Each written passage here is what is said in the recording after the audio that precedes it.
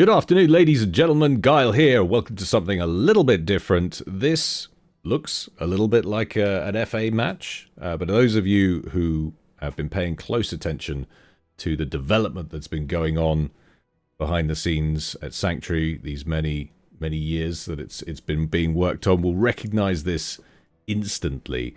This is the latest in our Sanctuary dev series, and we're bringing this to you now because the Kickstarter is literally around the corner from when I'm recording this now. This is going to be going out around the time of launch. And we're going to focus in on a little bit of 1v1 action to begin with. This is going to be a battle between the devs, or a couple of the devs. We've got the creative director, 9, who I believe is going to be rocking the guard down here at the bottom. And he's going to be focusing his fire against one of his code lackeys, my words, not his, Phony, who's going to be going Chosen up here at the very top. So for those of you that don't know, a little bit of backstory behind the factions here. Chosen are one of the kind of ascended human races that live on the Dyson sphere, that is Sanctuary, and Guard are the AI protectors. And this is basically what they look like. They're responsible for building and maintaining the Dyson sphere, which is where all of this action takes place. And it's very, very similar in many respects to Forged Alliance, with the flow-based economy, harvesting mass and energy, and all of that sort of jazz. And we're getting a little bit of early pressure right out of the gate here from Phony. Inbound what would look like a little bit of lab play if this was a SOPCOM match. Some early Raider units, as they're classed here. Going to set up shop just at the foot of these little cliff faces. And it looks like there's a perfectly accessible region to the left-hand side. He's going to be able to make his way up around the edge. And there's a couple of engineers in this base. But of course the commander, which is this giant 5-legged mech here, will be able to defend to a certain degree. But a nice little early kill there on what would be a mass extractor, but is an alloy extractor, as it's referred to in Sanctuary. That Guard commander now being pulled off its line there. We don't have access, unfortunately, to the information on Eco, because this is still a early alpha build that you're seeing here. It's just really to give you a little bit of a flavor of how this game might ultimately look. Multiplayer, a key focus for these guys, wanting it to feel like a living, breathing, modern, flow-based multiplayer game. Little bit of pressure from what would be a basic T1 tank. You can see the difference between the strategic icons between the Raiders and the T1 tank here. That T1 tank getting harried somewhat by 3 of the Raiders. Guard looking a little stronger than they did a moment ago after that early pressure that was brought to bear against that alloy extractor, which has subsequently been rebuilt by this engineer now.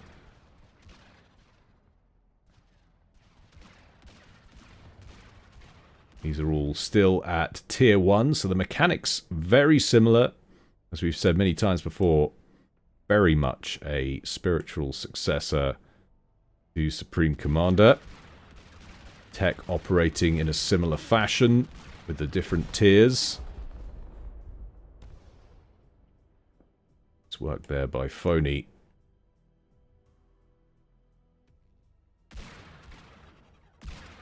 And 9 looking to cover eastern access on towards his base. He's now got 5 operational land factories in situ.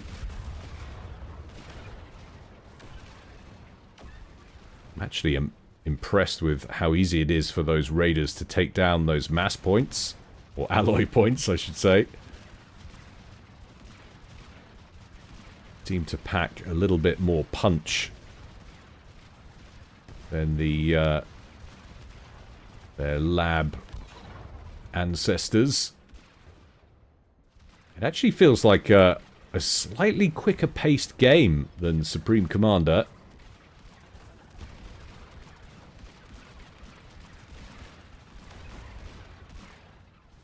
Speed at which these units are moving around. Good to have the strategic icons stay on as well, but like I say, this is a early alpha build, and that might actually be something that's toggleable already in the settings. But Commander brought out onto the field, into the center, blapping its merry way through those T1 forces. Just as in SOPCOM, Commander still vital in early matches, early competitive matches. Where is that guard ACU? Or Commander, rather. There it is. It's in the center. These two now frolicking their merry way northwards. Hit points wise, Chosen Com at about 12,000 hit points. The Guard Com at about 13,000. Interesting to note, the Chosen seems to have a higher base HP. 15,000 at full health. Visuals of the combat look absolutely stunning. You've been working on one game that came out on 2007 for so many years. Seeing updated visuals it can be quite a shock. Only looking to get his own back now. Unloading Blue Murder onto that Guard Commander. 9 in a pretty pickle here. Wow! Took a lot of damage there from something. Down to 3,000 hit points. And Phony might have this one wrapped up. Bish bash bosh. Down he goes. And that was a quick game. Poor old 9 bows out. I'm not sure how many minutes that was, but it feels like it was under 10 minutes. But we had the aggression early doors from Phony. And although it looked like there was a little bit of seesawing going on there, ultimately he won out. 1, 2, 3, 4, 5 land factories versus 1, 2, 3, 4, 5 up here for Phony. Wondering what gave that that massive reduction in hit points, whatever that killer blow was that took him down from what looked to be about 50% health down into the red. But maybe it was just the accumulation of fire. But yeah, good stuff. We're going to look at some more now. We're going to look at a little bit of 2v2 action versus the computer. And we're going to bring in 9, who's going to run us through some updated information and give you an idea about how things are going to progress with the Kickstarter and all of that jazz. So, welcome back to Game 2, ladies and gentlemen, and this time it's my great pleasure to welcome Creative Director for Enhearten Media, 9. Fantastic to have you back, buddy. How you doing? Good, thank you. Thank you, Gyle. Good to be back and doing well, you know, very exciting it's been a few years and you can see we've come a long way. Definitely, and this is going to be going out around the time of Kickstarter launch. So whereabouts are we with that? What's the program for the immediate future? Well, Kickstarter launches on the 14th of July, so we're just a couple of days before that. That's in about a week. So by the time everybody sees this, it'll be live. And if anyone's interested in the game, want to help support us, reach our stretch goals, get some cool like merch and stuff, they can come along. And there's a new trailer, there's a free campaign demo, and if people back and get the beta tier reward, they'll get access to all this, what we're seeing today, which is the multiplayer version that has AI and team games and 1v1s. Exciting stuff. So this game we're watching now, this is a 2v2 featuring two of your code lackeys versus the AI. So is it employees on the left, AI on the right? Is that correct? It is, although technically they're contractors. We don't use the word employee around here for tax reasons. It's my channel. I can say what I like. They are your lackeys. But yeah, no, okay. Tax reasons, they're definitely not employees, just in case anybody's listening. But it's tough. So we're actually, we're on basically online now with people from all over the world. We were saying, so you're down in Australia, I'm in Europe, and then we've got Boney, who's in the US, is he?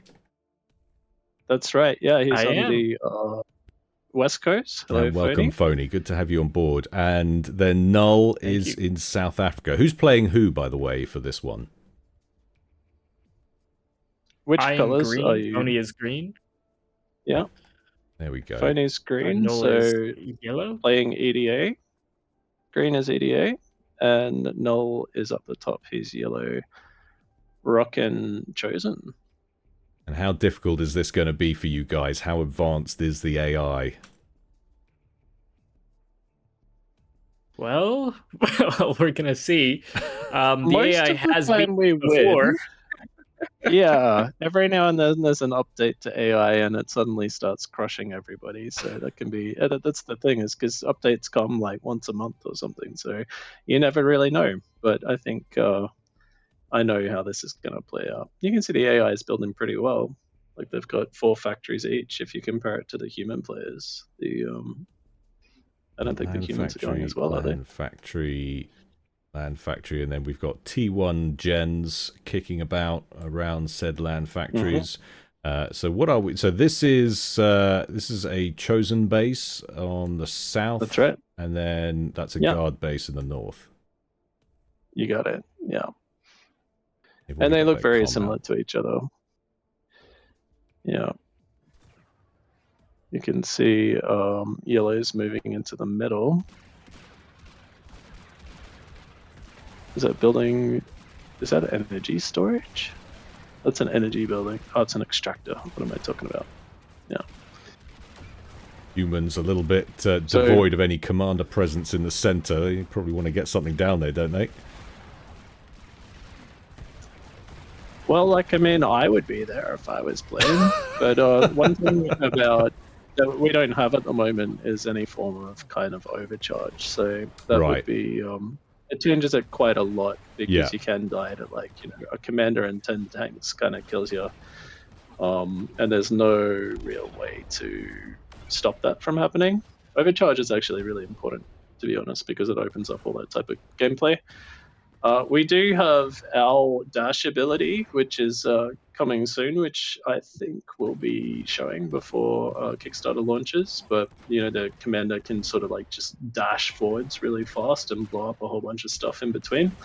And I think that's actually even cooler than overcharge, because you could dash in to kill a lot of units, or you could dash out to run away. It's kind of like a short-range teleport. But I like it because it really tempts you to dash into like a huge amount of units and possibly die, right? So, you know, that's fun. Is there a plan, like, in the near future to bring in some sort of overcharge? I know you've always mentioned in previous dev streams that there's going to be an interesting kind of upgrade tree for commanders and stuff like that. So you planning planning to have something like that on board? Like, a dash is quite spectacular. Like the commander like whooshes in, and everything in between sort of disintegrates into flex. There's actually a fairly big bug on your screen at the moment, to be honest. See all those circle lines are kind of flickering on and off. That's I haven't seen that before. That's a new issue that we'll have to look at. Normally they're not doing that flicker, but whatever. So Dash is like pretty epic. To be honest, it's a little bit too strong. So we're gonna have to make that more of an upgrade that you get later on. We need a baby version of Dash or something like that. And yeah, we need things like that for all the other factions, right? And this is always a problem with Chosen, is they're just way cooler than the other factions because they get to use all the energy weapons. And it's very, very easy to think of like killer energy weapons, but doing the same thing for EDA and Guard is not as easy. The Guard have kind of like sort of flamey type weapons or plasma. It's all based around like sun weaponry actually, and EDA are kind of like missiles and machine guns. And like Dash is like an energy effect where you teleport forward and disintegrate things into like sparkles, right? Yeah. How do you do that with missiles, right? And we had the same challenge with the T5s as well, because the Chosen T5, when we launched that, got a really, really positive feedback. I think we had like 60,000 views on that video in a really short amount of time, whereas our other really big video was our trailer. We got 60,000 views over like 3 years. So Yeah. the Chosen T5 was really, really like widely spread quite quickly. And that's the thing, it's yeah. just hard to do the same thing with other factions. And you guys, that's one of the kind of novel differences, the fact that you're going for an extra kind of tier than you see in, say, Subcom. You've got that sort of T4 experimental level tech, but you've gone one further, and people who'd be familiar with, watch the trailer, will be familiar with the Titans, or a Titan that's visible in that. 100%. The T5s are there to just crush. Like, I wouldn't say it happened all the time in FAF games, but there were games that just went too long. Yeah. And, there wasn't really a way to end it. And if you tried to end it, you could lose and stuff. And we're kind of giving people an economic victory. So if you get the million alloy and you can, if they really are going to give you an hour to build this thing, then yeah, you can build it. And then you just get to demolish everything. And, that's fun. But, maybe people will quit at that point. I don't know. But the game will end. And that is the whole point of it, right? Yep. An actual and game an appearance in the campaign as well. If you play the campaign mission, there's a Titan in there. There certainly is, and I have to say, I gave it a look last night. It's a lot of fun, but it got me wrecked, if I'm honest about it. It absolutely hoovered up my base. So I need a little bit more practice at that myself, but it's certainly an interesting piece of tech, an interesting development that you guys have come up with. I really want to hear more about the Warfront as well. Yeah, it's essentially BAF's equivalent of Galactic War. I kind of, for those that don't know, the persistent... Sorry, go ahead. Yeah, there's a few big differences. A really big one is we have like a skill tree. So as you conquer territory on this Warfront, which is just a map of 100 different battles, and your team of like 50 players or 600 players go and conquer those nodes on the map with battles just like this, right?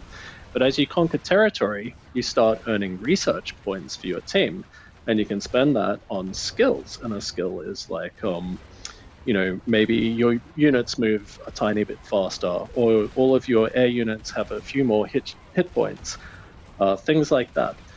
And it benefits your entire faction. So as you gain territory, you also become stronger and more powerful.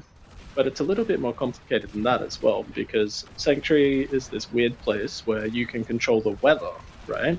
There is artificial weather on this artificial planet, and it's all run by sunlight reflecting off these orbital mirrors, right? Because the sun is below your feet, it shines through these holes, it goes up to these mirrors in orbit and bounces the light back down. Now get this, when you conquer the territory, you own it, you control the mirrors, and you get to pick if that map is hot or cold or not from now on. And the next time a battle is fought, it's fought on your terms, right? Because the skills that you research will either be, you might get an increased rate of laser, right? Increased firing rate in cold weather, right? So when you fight on their map, you don't get the bonus, but when you fight on your map, you do. So this is quite different to normal galactic war, and I think it's quite interesting. And one thing I think that it really will do is make it, one, it'll add more strategy, right? Because you get to plan as your faction of like, what are you even going to try and do? Like, are you going to be a hot faction or a cold faction? Are you going to, pursue down this route or that route of the skill tree? So there's some thought behind that. So I just think that's quite cool and interesting, and we haven't seen that before. But the other reason why I'm really interested in it is the replayability. Imagine season 2, right? We just wipe the skill tree and put a whole new set of skills in there. Or, it's like this what if alternate universe. What about in season 2, all shields have double radius? What if there are no shields? Like, we can tweak the balance formula in different ways. And I don't think you need to do huge tweaks to it. I think you can make the game very interesting just by doing small tweaks or adding a unit for a season, rotating them out. I played Fortnite for a little bit, right, with my kid. And it was amazing how interesting they kept it for so long, because every couple of days they just changed something little and it kept it fresh, right? And I feel like that's something that we can add to Warfront quite easily to make it fresh for 10 years.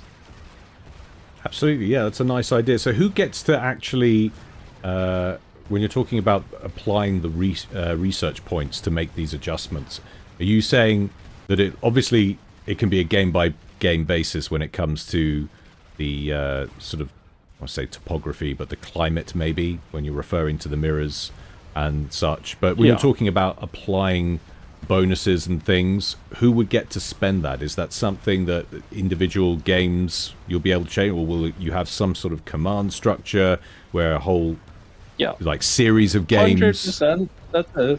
That's a really interesting question, and the answer is I don't know. We ask ourselves that question a lot as well. Maybe there's this voting structure. Maybe you can assign someone to be the representative of your faction.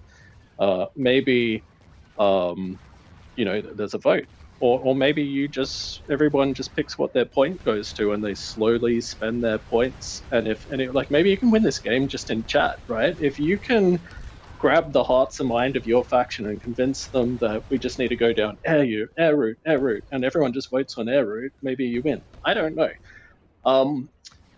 But it is a question that needs to be answered.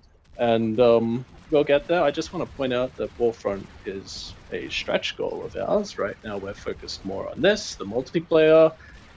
We have, although this is working quite well, as you can see, there's huge things that aren't built yet. Air, Navy, all the commander upgrades. So there's still a lot of work to do, and Warfront is very much towards the end of our stretch goals. But I do think we'll get there, and I do think we'll build it, because some things you just got to do, right? And I think the support is there, the market is there, people want to play this game.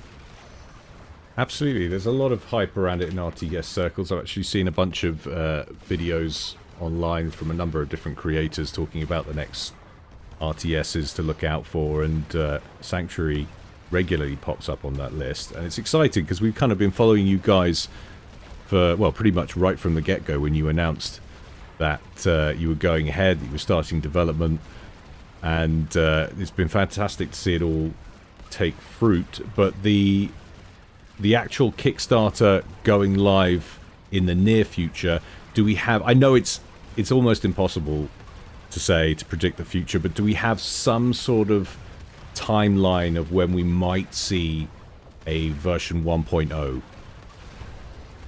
We do. So I think the more important one is to get to early access, because at that point, anyone who wants to play can just buy a copy. And, it may not be finished, it may not have all of the campaign, it has 2/3 of it, or it has doesn't have Warfront, right? So it's not like the end version, right? But it's still a really, really completely playable version.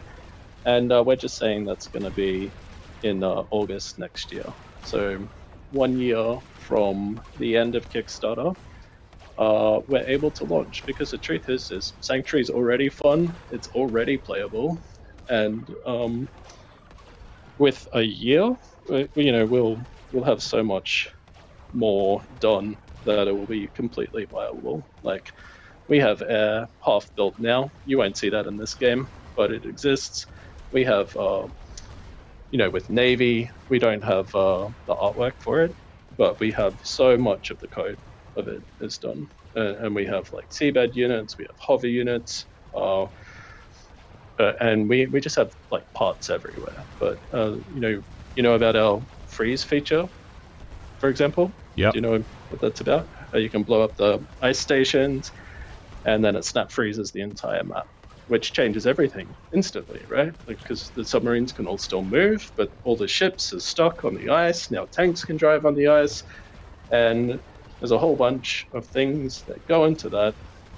We've already done half of those things, so that that's a major stretch goal, because it's kind of a layer on top, right, of the basics. But we have half of everything already. Whoa, okay. Where did the commander died. go down? Where was that? Was that up here? Up at the top somewhere? It must have been. I have a feeling Yeah. Fody was holding back. I think he could have ended this a while I see ago. Tech 3's on the field. What's that? We got some EDA tanks. There we go. Got these guys We on actually the run. had, for Kickstarter, we had a Lego version of this tank. Oh, really? Planned as a reward. I actually have one on my desk. It's actually quite cool. But it's kind of hard to provide, because what you do is you design a Lego set, and then you can throw it into some software, and you can buy all the parts secondhand. Yeah. And they get shipped to you from all these different Lego stores around the world and stuff.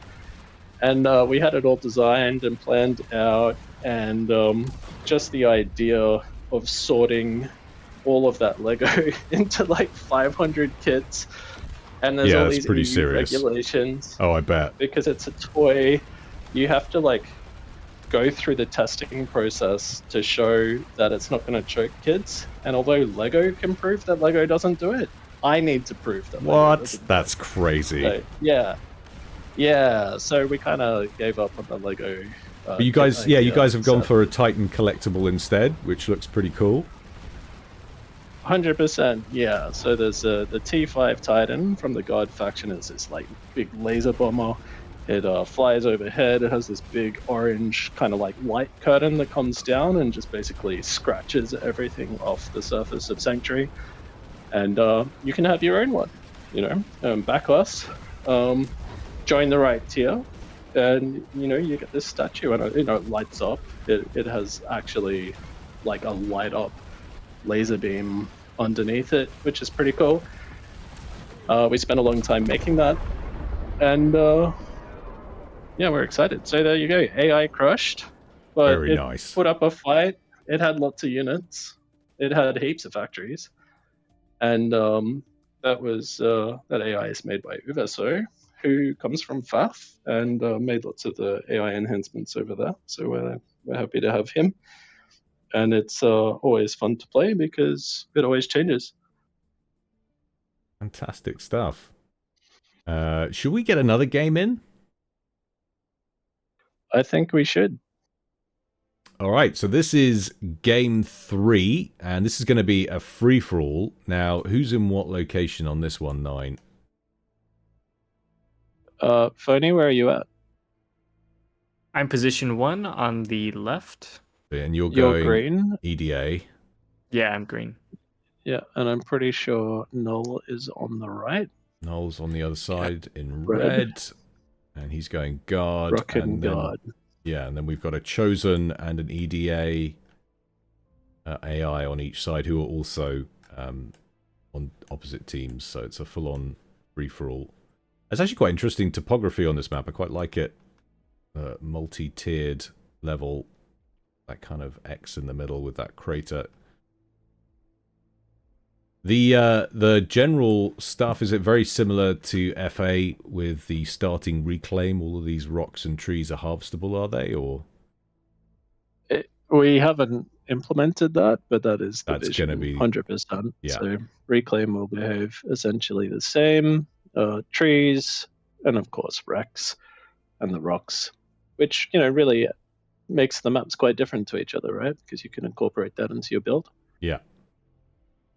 Very, very pretty. Now that I've got you on a call, one thing I find actually really interesting is I didn't, although I'd played Subcom for years before I started watching your casts, I didn't actually really know how to play Subcom until I started watching your casts. I remember you talking about like Percival's or something, and how once he gets a couple of Percys down here, he's going to like take over this whole thing. Like I just didn't know that, man. I didn't know that Percys were cool, and they're totally cool. They ruin everything, right? But I just didn't know.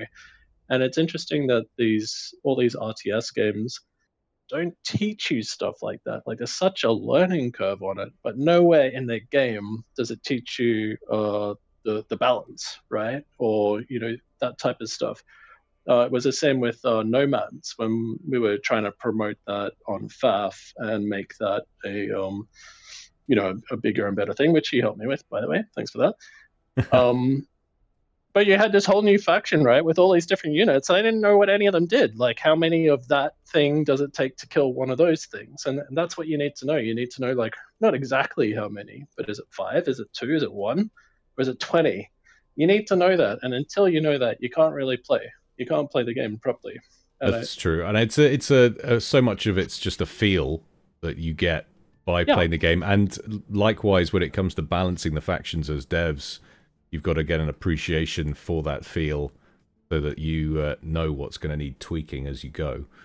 So this is like any game. It's going to need lots and lots of tweaking as you guys go forward. It's going to be an unending process, I'm sure. Yeah, 100%. And I know Phony has lots of ideas on that because he comes from a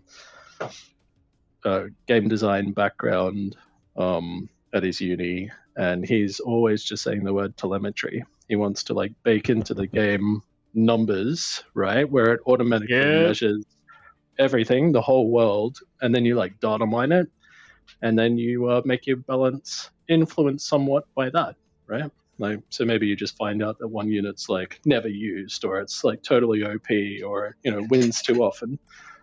You do it with data. So I think that's pretty cool. It is a shame about this flickering range rings that's happening.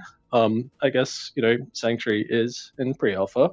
It's not alpha. It's not beta. And we should say as well, caveat, we were discussing in between shots that this is not something you've seen before, so we're not sure if it's something specific to my rig or my specific setup. So there's every chance that the average person who signs up to Kickstarter won't even see this bug or run across it as it stands at the moment. But that's the nature of game development, and it's how things are structured 100%. and stuff. It's just part and parcel of the course. And at the end of the day, we're talking about getting a game launched, right? Like, it's not a finished product yet. But it's to be expected. Yeah. Every time I play a game, like 3 bugs are fixed, 1 new feature is added, and 1 new bug I've never seen before is added. And by the way, Phony always uses the bugs against you. He's evil. Pure evil.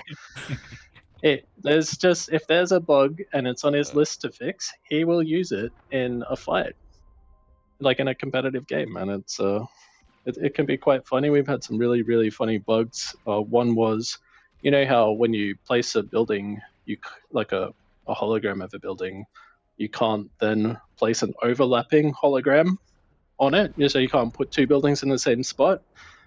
Well, we had a bug for a little while where if player 1 placed a building, player 2 couldn't place a building there. Like the enemy player couldn't place a building there. So Phony used to just plan factories on my base, so I couldn't build in my base. That's disgraceful play. That's what it's like to work with this guy.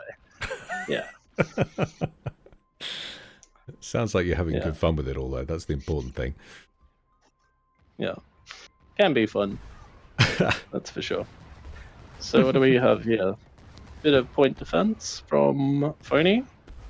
Seems like we're I wonder getting if he's going to eco up. two separate 1v1s kind of kicking off at the moment. Left and or the west and the south versus the north and the east.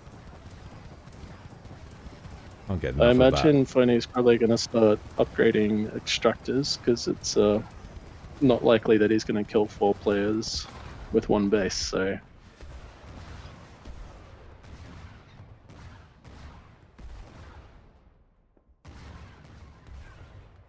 And you can see the micro that AI is doing. Yeah. Just doing little circles, dodging those bullets. It's nice, actually, as well, how fluid the pathfinding seems to be. Obviously, that was always a criticism since way back yonder with FA. People always complaining about the pathfinding and that. But you guys seem to have gotten to a place where it's fluid and comfortable quite early on in development. I remember with the sort of the early tests that you guys were doing, it was apparent straight away that it was... it wasn't running into some of the same pitfalls that FA was criticised for. Yeah, it's in a good spot at the moment. I think there's a couple of different ways of doing pathfinding, and they all seem to have situations where they're not the best. Yeah. Sometimes. So, there's always edge cases. The tempo, I don't know if it's related to that as well, but the tempo of the game seems quicker. Like, it seems like the players are gonna have to really be on it, because when you start losing a position, we're gonna tone that down. The units actually react too quickly at the moment, and it kind of turns into a bit of a click festival. And sometimes when Phony and I really go at it, we're like click, click, click, click, click, and you can like just dodge all these bullets and stuff.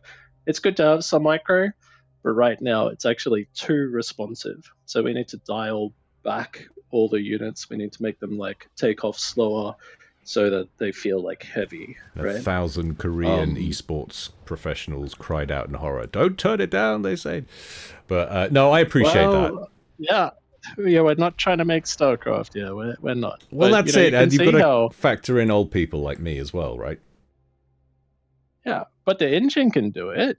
And a mod can like totally change all that stuff. So there's nothing stopping, different types of gameplay. If you think about it, you kind of like got all these RTS, you got StarCraft, you got Command and Conquer, you got SubCom, and they have different styles of gameplay. But you can do them all in different mods or DLCs or subsequent games and stuff. So there's nothing wrong with that type of gameplay. It just doesn't belong here. Sanctuary is a macro game, right? Yeah. So, but it's cool that the code can do it. We haven't mentioned it yet, but Phony is actually our chief engine engineer. So he's the boss of the engine code base and the architect of it, and runs the coders, which is how he knows all the bugs and how he does all this deceitful exploitation. But he has he's done a good job, and you can see all that. The quick reaction time is really nice. So you can't really see it so much in this game, but as you click, the units are just really responsive, too responsive, in fact. So talking about the modding side of things, is that something you guys are very conscious of? You wanting to promote or foster a vibrant mod community once this game goes live? Yeah, definitely now is not the time because things change too much. So it's not really helpful for lots of people jumping in to make mods, but you can do it, and it's totally moddable. Sanctuary is a mod, right? The whole thing is a mod. It just runs on our engine, but the engine doesn't know too much about what Sanctuary is really doing. It's all been instructed by this Sanctuary mod telling it what to do. Draw this tank here, do some pathfinding between these things, things. They're not even tanks, they're things. So modding is really important. I came from FAF. I really love FAF. I love the way that we kept it alive for 20 years after the game was built. I think that's really cool. You did, the devs did, the guys making the mods, the guys making the maps, and people are still playing it, and it's amazing, right? I think Forged Alliance launched with like 20 maps or something. Sure, something like that. Small. And now in FAF there's like thousands, right? So we love that. The modders can fill in the gaps that we don't have the resources to build. They can take it in new directions that we were not able to take it in, and they can keep it alive forever and fix all of our horrific balance decisions and stuff like that. So that was always one of the design pillars of building this game, is having the modding there. So that's why modding already exists. Pretty cool. In a pre-alpha, there's a map editor as well. And one of the community members generously donated their time and ported over the map gen too from FAF. So it's essentially the same kind of mechanism. Yeah, they took the code and rearranged it a little bit, and we have FAF map gen in Sanctuary. And we haven't shown that. We haven't you can't see it, but it works, and it's really cool. So I love map gen. That was another thing that we were promoting back in the days of FAF promotion, is getting map gen cooler, which was quite exciting. I feel like the AI's holding the cards at the moment in this one. Is that a reference to the Ukraine war? Is that what just happened? That's what one of the, I don't know, America said to Ukraine, wasn't it? That you don't hold any cards in the war, and now a couple of months later they're just winning. So a completely different change of tack on that one with all of the drone warfare, but yeah. Well, that's another thing that we wanted to put in Sanctuary, is the drone warfare. I just never heard a really, really super compelling vision of how it would work, because all the units are drones anyway. There's no humans driving the tanks or anything like that. And I think it would be good. I just don't think it will be amazing. If at the moment we have air is totally different to land, right? And naval is very different as well. But drones were kind of like the same as land units. You had a land drone carrier, and they shoot drones instead of like bullets, and it wasn't really wasn't different enough. So we'll probably still do it. And it does add the spice, right? That's one thing about these games, is you get some spice just from exotic units, right? Imagine FAF if you took out all the units like Mercies and things like that. So you just had tanks and artillery, and that's it. It seems soulless, right? You need that spice, and drones can add that. So we'll do it. I just was always holding out, hoping that we would be able to find a really, really super cool applications for drones, and that hasn't happened yet. But I do Sorry, go ahead. I do have some ideas in my head. There could be a bomber flying overhead, and it drops this kind of drop ship or something, and just before it impacts, it leaves these trail of drones in the air, and they all sort of fan out or something. So there's these really strong visuals that you can do, but what would the gameplay difference actually be compared to a normal bomber? Absolutely. Does damage at the time? It might not.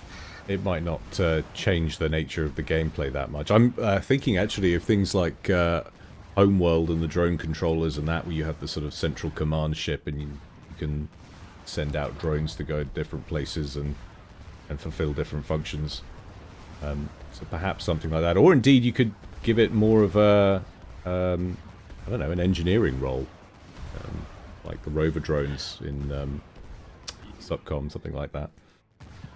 Yeah, well, that's another thing that Phony and I have talked about a lot, is automated construction and stuff, or maybe you plan a base and the drones can finish it for you, right? You don't have to actually work out which engineers to assign.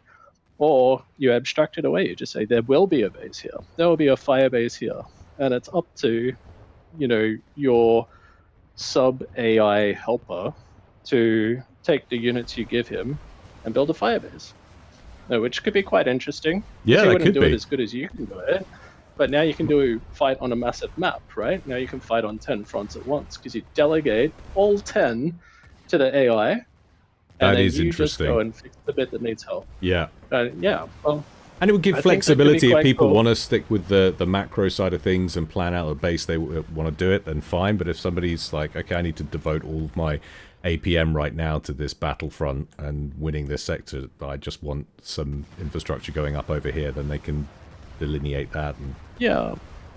You would have the option of delegating Yeah. parts of the battlefield. And now you can just do more. Now you can fight on bigger maps. Now we can have more units.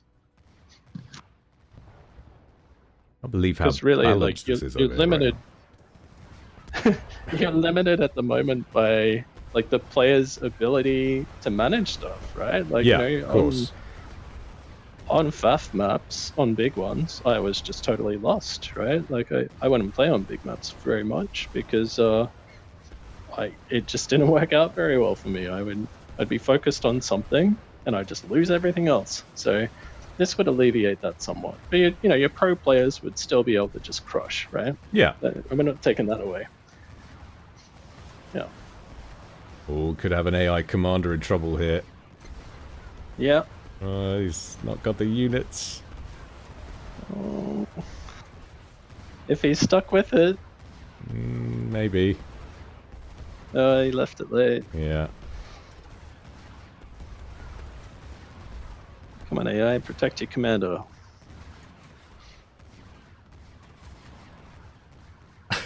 There we go. Yeah, he's not got the units to take it down now, I don't reckon. Yeah.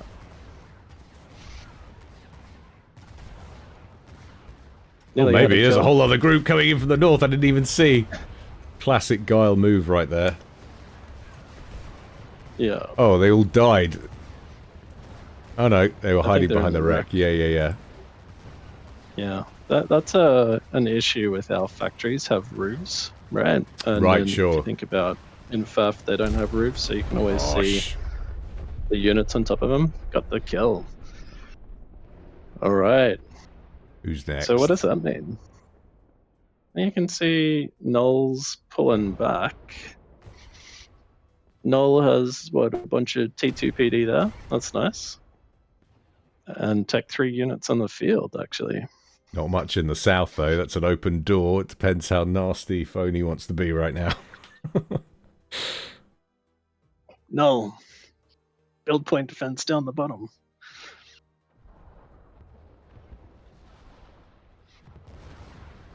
But yeah, I love these games. I really do. Just the layers of strategy, like right now, because like right now, everything just changed. One player died, and now Null's whole southern flank is like really open, so that changes a lot for him. But also, everyone should be fighting over that bottom thing, right? Because we should all be expanding there. Yep. It's an open base. There's all the reclaim. There's all the open extractors. Phony's reclaiming with one engineer. That'll take a while. And I love how it chops and changes, right? And that's the beauty of the formula, right? I need to do more free-for-alls. I actually had a couple of comments on my last video saying, when are you going to do more free-for-alls? I haven't done one in God knows how long. I always seem to get the same stuff sent in to me, and I kind of prioritize the replays that get sent to me. If somebody's taken the time to send something in, then I always feel like I should go with that. But yeah, I don't get a lot of... I don't know whether people aren't playing them as much these days in FAF or not, but yeah, I think it's an interesting format. I need to do more of it, that's not sure. Yeah. Yeah, I guess all the team games are quite fun though. You kind of get a framework to make a whole cast around a team game, and you've got their ecos, you've got advancing the positions, taking out the players and stuff. So I can see how that. Yep, Null's on it. All right. God, Here we 2-2 go. point defense. For those Yeah, things. we have experimentals in this, by the way, as well. So God have a dual laser bot and a artillery bot, and EDA have the railgun tank. There's also a mech which no one's really seen, but I guess by the time this cast goes live, they might have seen it. It's in the trailer, but there's now an EDA experimental mech, which is quite fun.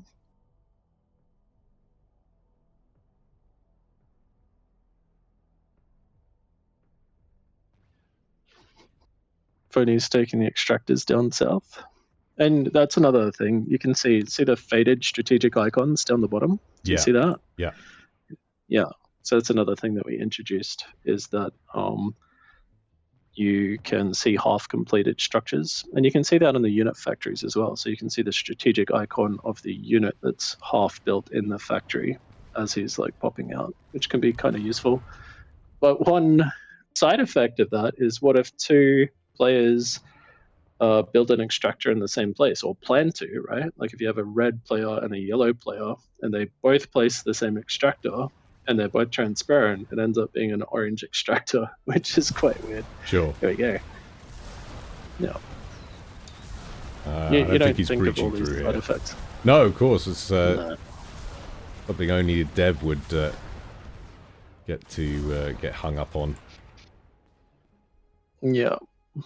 You can see Phony use the spread attack there, because in Sanctuary, when you issue a move order, you can just right click or you can drag a line and it spreads all the units along the line. Wow, look at all the units from the top AI.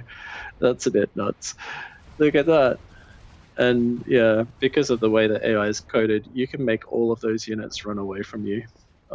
If you just send in like 5 units or something, they'll all start running, which can be really hilarious sometimes. But we'll fix that. Because the truth is, if that blob of units just walked into anyone right now, they'd pretty much crush them.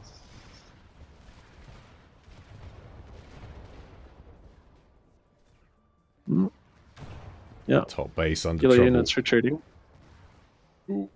Yeah. So yeah, we did the strategic icons, the ghost icons. So you can see it in these factories here. You can actually see what they're building. See, there's an engineer under construction in one of those factories, and a tank in another. There's a half-finished power generator. Definitely a nice little touch. Yeah. Because that was another problem with FAF, is like you'd fly some units over the base, and you'd have to actually zoom in to see what they're doing. And, I don't think it should be like that. You have to scout, that's great, but do you have to zoom in? That was hard to do, man. Like, if they'd started a nuke launcher or something like that. And I think that's what we're here to do, is kind of to rebalance things and just make everything as readable as possible, make it so that you can play the game zoomed out. And that's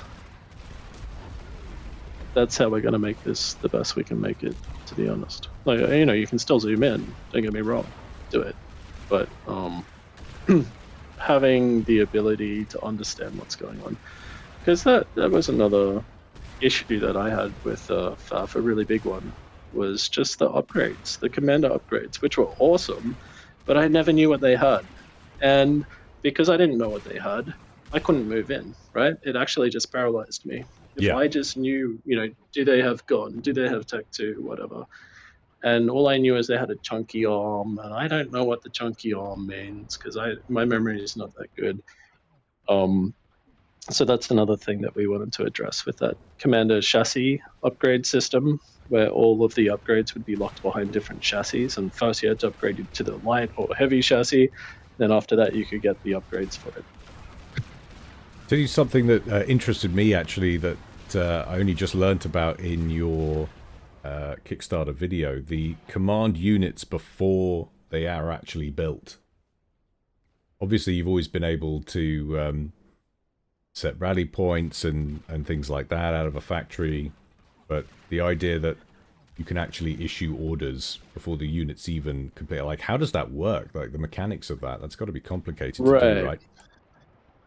So we have some of that already. You can issue orders to structures while they're still ghosts. So that's quite powerful. Like in the first minute of a game, you can actually queue up 100 land factories and tell them all to assist another land factory. Yeah. That's like the whole game of land factories done right there, right? Yeah.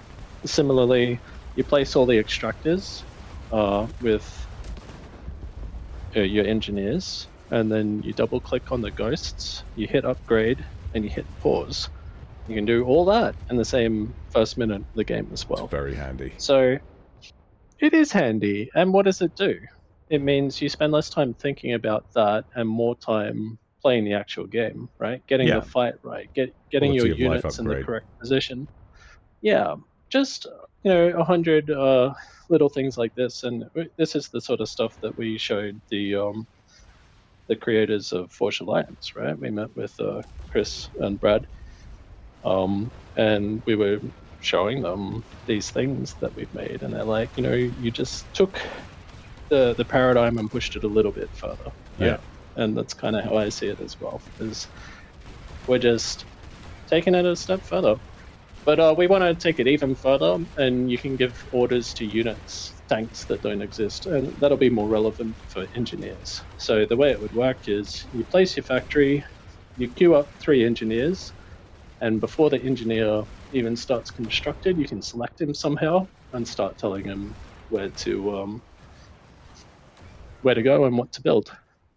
And another thing you could do is somehow make those orders persistent. So even if the engineer dies, you sort of indicate that these are orders that should stay there forever, and then you can assign other engineers to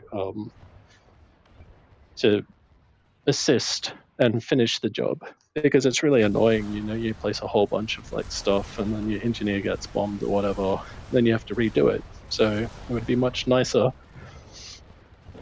Ponies probing 2 armies at once. I was just going to say, if this top AI was a human, he would have been screaming and BMing in chat about teaming. You guys hitting them from both directions. Yeah, I think Phony's just attacking everywhere at the same time, so that's interesting.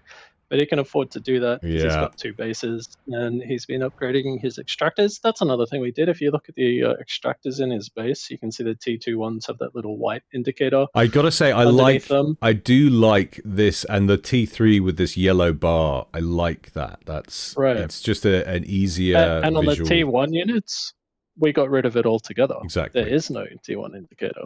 And it's all just about readability. Yeah. So every time we're trying to do anything in this game, we're just trying to work out how can we make it as simple as possible for the player to understand. And I don't think we always got that right, but that was always the objective, right? And we're not done yet. So exactly. It's a living, breathing project. So yeah. One of the things we might do one day is just rip all the roofs off the factories, because you can't see the unit under construction unless you tilt the camera. And what is the point of that? There's no real advantage to this. It's something we just could have done better. Yeah, that's fair. I get the impetus to make, because you want things to maybe look a little different, right? And look unique to your game. But then at the same time, you think, well, if it's detracting in other ways, and I want to be able to actually see the manufacturing progress, then maybe it's, a change that I need to make. Well, in this case, it's hard because you zoom in on the enemy base, you're trying to see what he's making so that you can be ready for it. You have to tilt the camera to actually do that. Yeah. That's not an improvement. That's a step backwards, actually. Yeah, that's fair enough. Yeah. But we're on it. And we have a list. And it's a big list, and it's going to take us a long time to finish. But we're on the way. Phony's got Tech 3 artillery bombing T2 extractors. I like that. Spearheads. That would be really annoying. We don't use that word. Yeah. It actually reminds me more of World in Conflict. I don't know if you ever played that RTS. It's fantastic RTS. I didn't. That was one of my all-time. So you do play other games? In my youth, I don't play as much now as I used to. But yeah, it's. I mean, that's an old game now. But it was really well done. Oh. Had one of the best Gyle, campaigns. zoom into the red base. Up, up, up, up. Yeah, red base. Zoom in, zoom in. Yeah. Up a little bit. There we go. As in, what's going on over here, or Oh, you don't see it? no? Oh, oh my God! It's right there. Classic Gyle move. There it is. no! Classic Gyle move. Uh, This is what my viewers scream at me on a daily basis. Like, how can you be? This is the god focusing dual on wielding laser butt. And those two lasers can point in different directions as well. Well, that's It doesn't cool. happen too often, but it's quite fun when it does. You can see the smoke coming out. We'll add some camera shake as well. We don't have that at the moment. But when he That's steps, we should be 50,000 feeling hit that. points. Yeah. So this will be interesting. Yeah. Has he got anything that can deal with that? Well, I think Fonny's going to have to fall all the way back to his base. You're gonna lose the new base. But Fonny's, look, he's kept the Audi there, and he's still just like being annoying. That would really annoy me if that was me. I guess he could build a shield or something. We have shields. So, I guess it's worth talking about what we do have in the game. So we have beam weapons, we've got homing missiles, we have area of effect damage, so RD that does a wide area. Some weapons like lead the target, some don't. We have... Look at this. You probably need to slow down the rate of turn on that unit. Oh, there you go. You can see the lasers crossing. It's the Ghostbusters. Don't cross the beams. We have the experimentals. We have the shields. So we're down to about 35,000. Radar. Yeah. You can upgrade your radar. You can upgrade your extractors. You can upgrade your shields. So a lot of the land stuff is done. Although remember how I was talking about, oh no, he lost it. And Too I much gotta spam. say, Tech One is pretty good, man. I mean, he's got And a the lot only of units thing there. better than Tech One is like your Percy type unit. Like 100 Percys goes through anything. So we have there. He's got the shield, built a Tech 3 shield. There you go. Oh, that's another This is thing one of the You're first. not going to see it. Sorry. Sorry. I was just going to say this was one of the first things that I absolutely loved about this project was you had the early kind of renders of the shield gens, and I was just like, that is a thing of beauty. That was the first thing that really got me excited. Yeah, that's another thing that we toned it down quite a lot.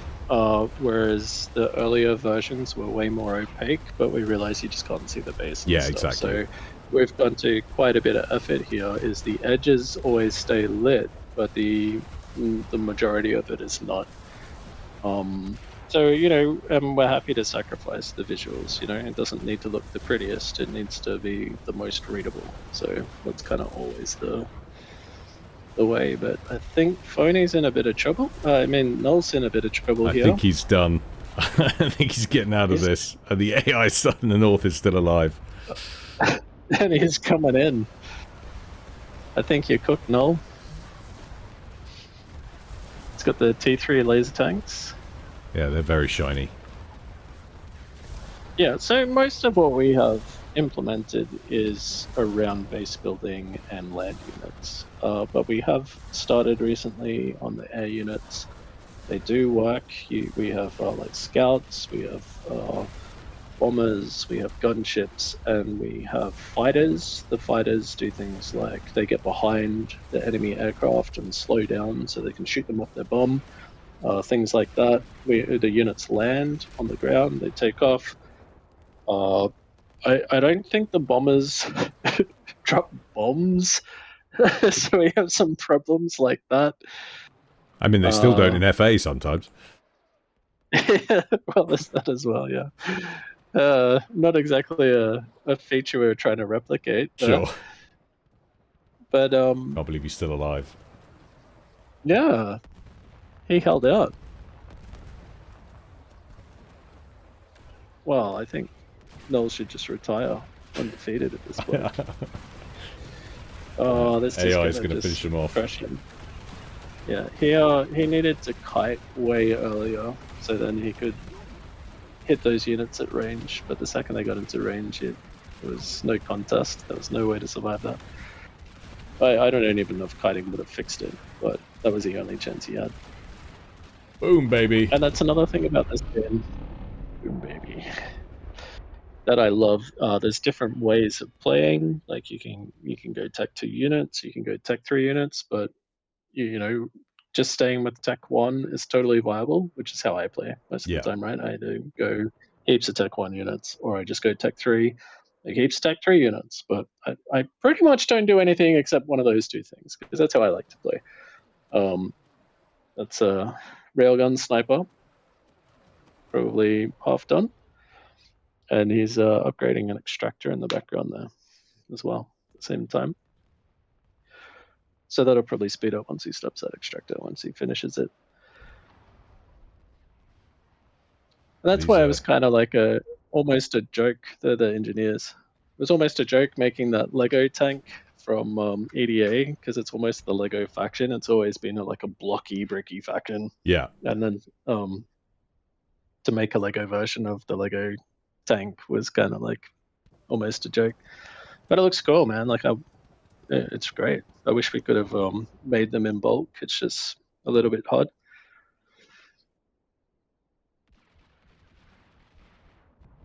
Yeah, that does sound crazy. I can't get over that you need separate permissions when Lego is just already a safe thing. Like, it's been deemed safe. Like, what's the problem? Yeah, but I can't prove that. I don't have the certificate, you know. I know, but it's just this is. I'm going to get in some huge bureaucracy. issue. Yeah, I have issues with around bureaucracy. I'm not a big fan generally. I think they're too nannied, but it is what it is. But how many children would die from my Kickstarter awards? You got to factor that in. Yeah. If it's even half a child, it's too much. But yeah, so I like the different ways of playing. I like, we saw some turtling, we saw some point defense. Nothing wrong with emergency point defense, by the way. That's totally fine. I just don't like building point defense when it's not an emergency. That's fair. Going the commander upgrades is like probably the most fun part of the game, I would say. Just walking in with some overcharge and a long range gun, and you just like stabbing them and stabbing them and stabbing them, and then they charge, and you walk backwards and you just kill them all, and that feels great. That's the best feeling in the world from my point of view. Going tech 2 gunships, early tech 3 strap bomber rush, like there's just so many ways to play it, and there's no right way, and that's where you get all your fun comebacks, right? Is you lost one of those things and you just switch and you pour your economy into it, right? Pour your economy into a new strategy, and that's what I was sort of saying in the Kickstarter video, is like, if I had to pick like one thing that sets the Subcom gameplay apart from the others, and there's quite a few things, because you've got strategic zoom and the icons and heaps of different things, but being able to assist, right, and put 100 engineers on one thing just completely changes the game, because now you can pivot. You can say, all right, that didn't work. I better get an experimental. Or holy shit, I need like 10 point defense right now. With the assist ability, you can do that. And I played other RTS games, like I like other ones as well. But they just don't have that, and it feels so thin to me, because it's almost not a strategy game. Like you need to actually be able to scout what they're doing and react to it. Now, if you can't scout and you can't react, then it's almost not a strategy game. In this game, you can scout really well. You have your air scout, so you can actually see what's going on, and you can, if you know what you're doing, you can rush a counter, and that's really cool. I just wish every game had that. That's kind of like, for me, that's the minimum, because otherwise what are you doing? You're playing in the dark. You're hoping that it went well. And I know, like, there's nothing wrong with the other games, but this is what I love. I'm just trying to, like, say what I love, right? Yeah, that's fair enough. That is what I love. Yeah. Everything should have a counter. I've always had my issues with the tele-sniping in SOPCOM. Not because there... I mean, people will say, obviously, there's the perfectly viable counter of T1 point defense around your com, but to me that just seemed clunky. I always wanted some sort of teleporter inhibitor that necessarily have to be cheap, Right. but just as something that was a dedicated counter to The that. specific, Yeah, like exactly. a hard counter, I guess. Yeah, exactly. Yeah. Yeah, well, for us, what I want to do is I just want to make it scoutable. I want to make it obvious that they're getting the teleporter, and they can still do it. I got no problem with them having the upgrade. The problem is they don't know that they have to build a point defense, but they need that alarm to go off. And I just want everything to be scoutable, essentially, because I want to turn into that, what I was talking about before. Everything should fall into that scout and counter cycle, and Yeah. the telemazer doesn't really do that, right? That sure is a lot of T1. There's so much T1, and he's not going to be able to deal with that. And the huge experimental sniper is running away. yeah, well, I mean, sensible, to be honest. What am I supposed to do? That's so much T1. You I need a don't nuke know. is what you need. I think you need to thin him out for performance reasons, so it doesn't chug too much. So yeah, I'm Tony obviously, has a but- Tech 3 radar. for the viewers at home as well, I'm running the game, I'm recording, and I'm streaming to 9 so he can see what I'm seeing. So and bear that in mind, that my Yeah. old rig that is has not been upgraded for about a decade. Right, and that's a good example of a stretch goal of ours, is to just make replays, because we don't have them at the moment, and that's Yeah. going to take some work to do. We have a plan for it. Yeah, I'm gonna but need that. Yeah.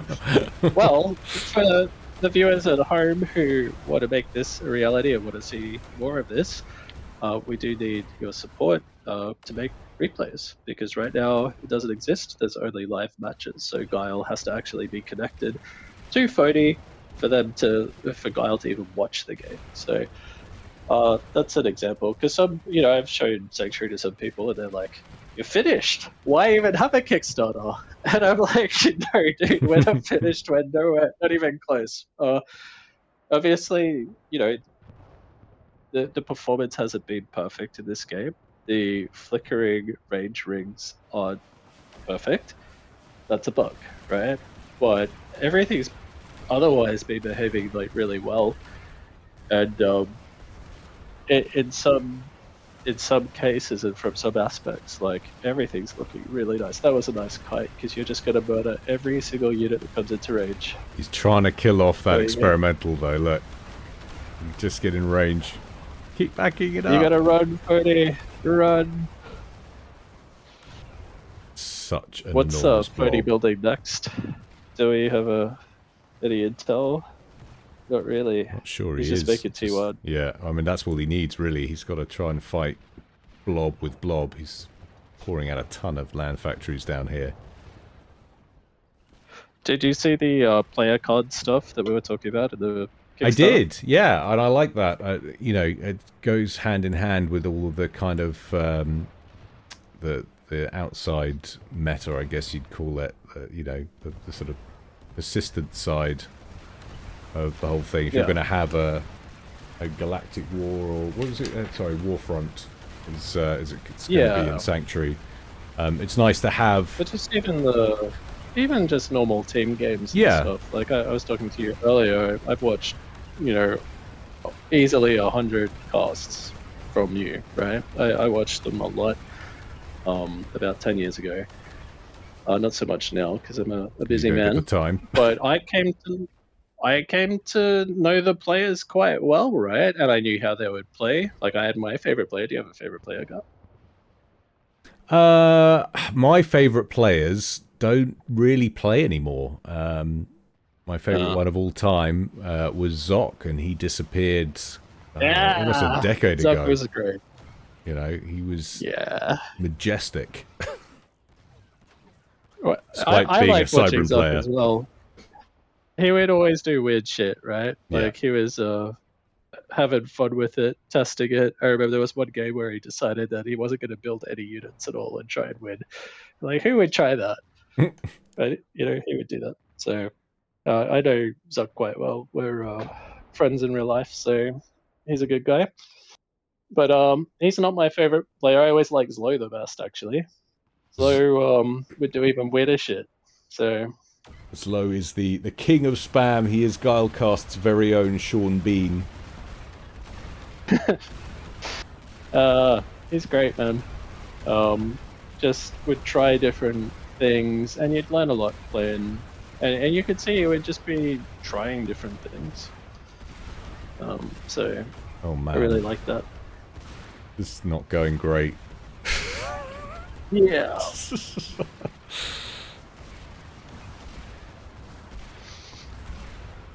How does it But yeah, manage so to back amass to that the- many units? Yeah.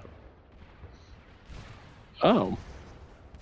If only there's a commander down the bottom, you could just kill it. Yeah, I just saw it. Kill it. Kill I it! think it's like confused a little. But yeah, with the player cards, when I was watching these casts of yours, I'd come to know players like Bloodier and stuff like that comes Yep. to mind, because I remember, you know, I knew which color he had, right? And they always pick the like, same dark ones. stuff. Yeah. Yeah, and you would just come to know them, know their play styles, know what they suck at, what they're great at, and that's what we were thinking when we came up with this player card thing. Is like if they could have more of an identity, right? And they could, is the AI smart enough to bring the million tanks down in defense? That's the question here, and I think the answer is no. I think it just doesn't maybe. have the awareness. Might be too late, but no. Oh, here we go. Oh, that'll help. I don't think he's got There him. we go. I think he's going to survive. Need to bring that railgun sniper down and finish it off with that.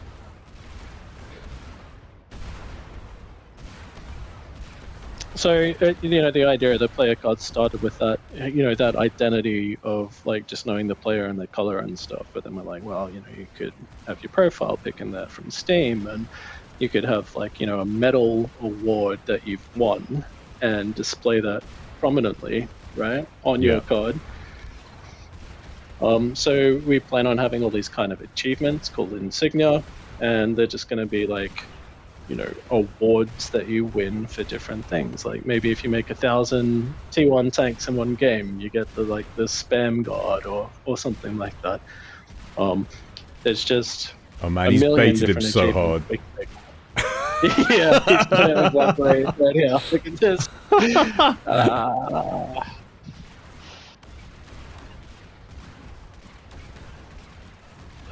This isn't looking good right now, Phony.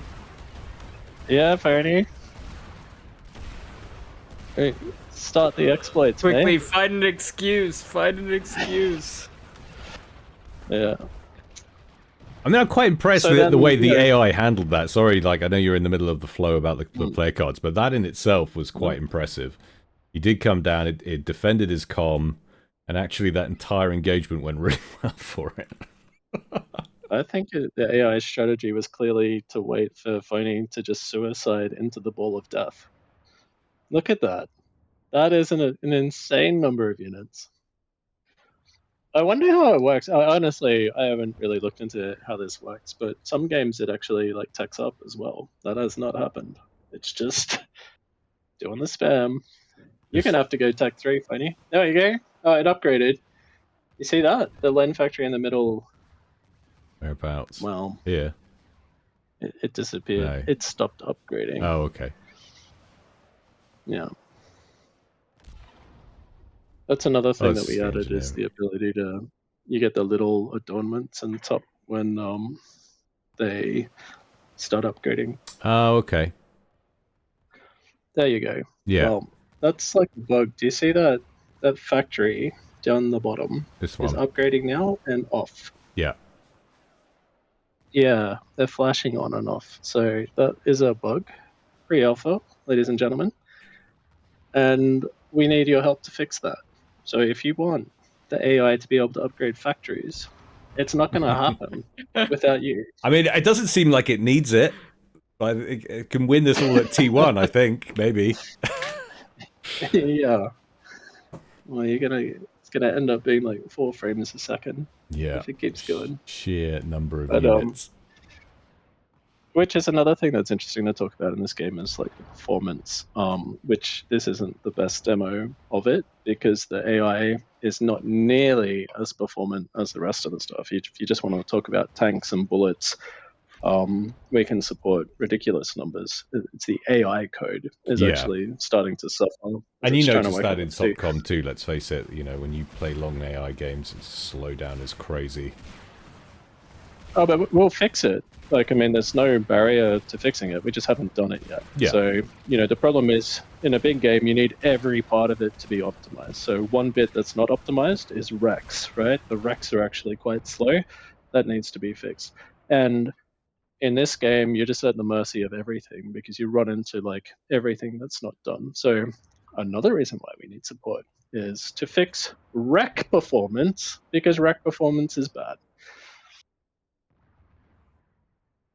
So, no pressure, Phony, but I need you to finish this game and win pretty quickly before the performance looks too bad on the video. I know. I'm struggling to win because there's so much. Well, not sure building Tech 1 tanks is going to help too much because he's got you cooked in that regard. I think maybe if you made some Tech 3, the sniper tanks maybe or something. Try and thin out at range. I think my plan is to point defense creep into his base. Yeah, that could work. Another beautiful strategy. Not one that I do much in FAF, not that I play, but I love it. It's so fun to watch, right? Tried and tested. Point defense. Yeah. Yeah. But I always considered it a failure to even build MMLs at all. I would just never build them because you could build a whole bunch of MMLs or you could just go Tech 3 and that also crushes a point defense base, you know? Yeah. That's kind of how I saw it. And just so you know, for a period there, I was the 4,000th best player in the world on Ladder. Which is not very good because there were 8,000 players. So you can take my advice. I'm 8,001, so.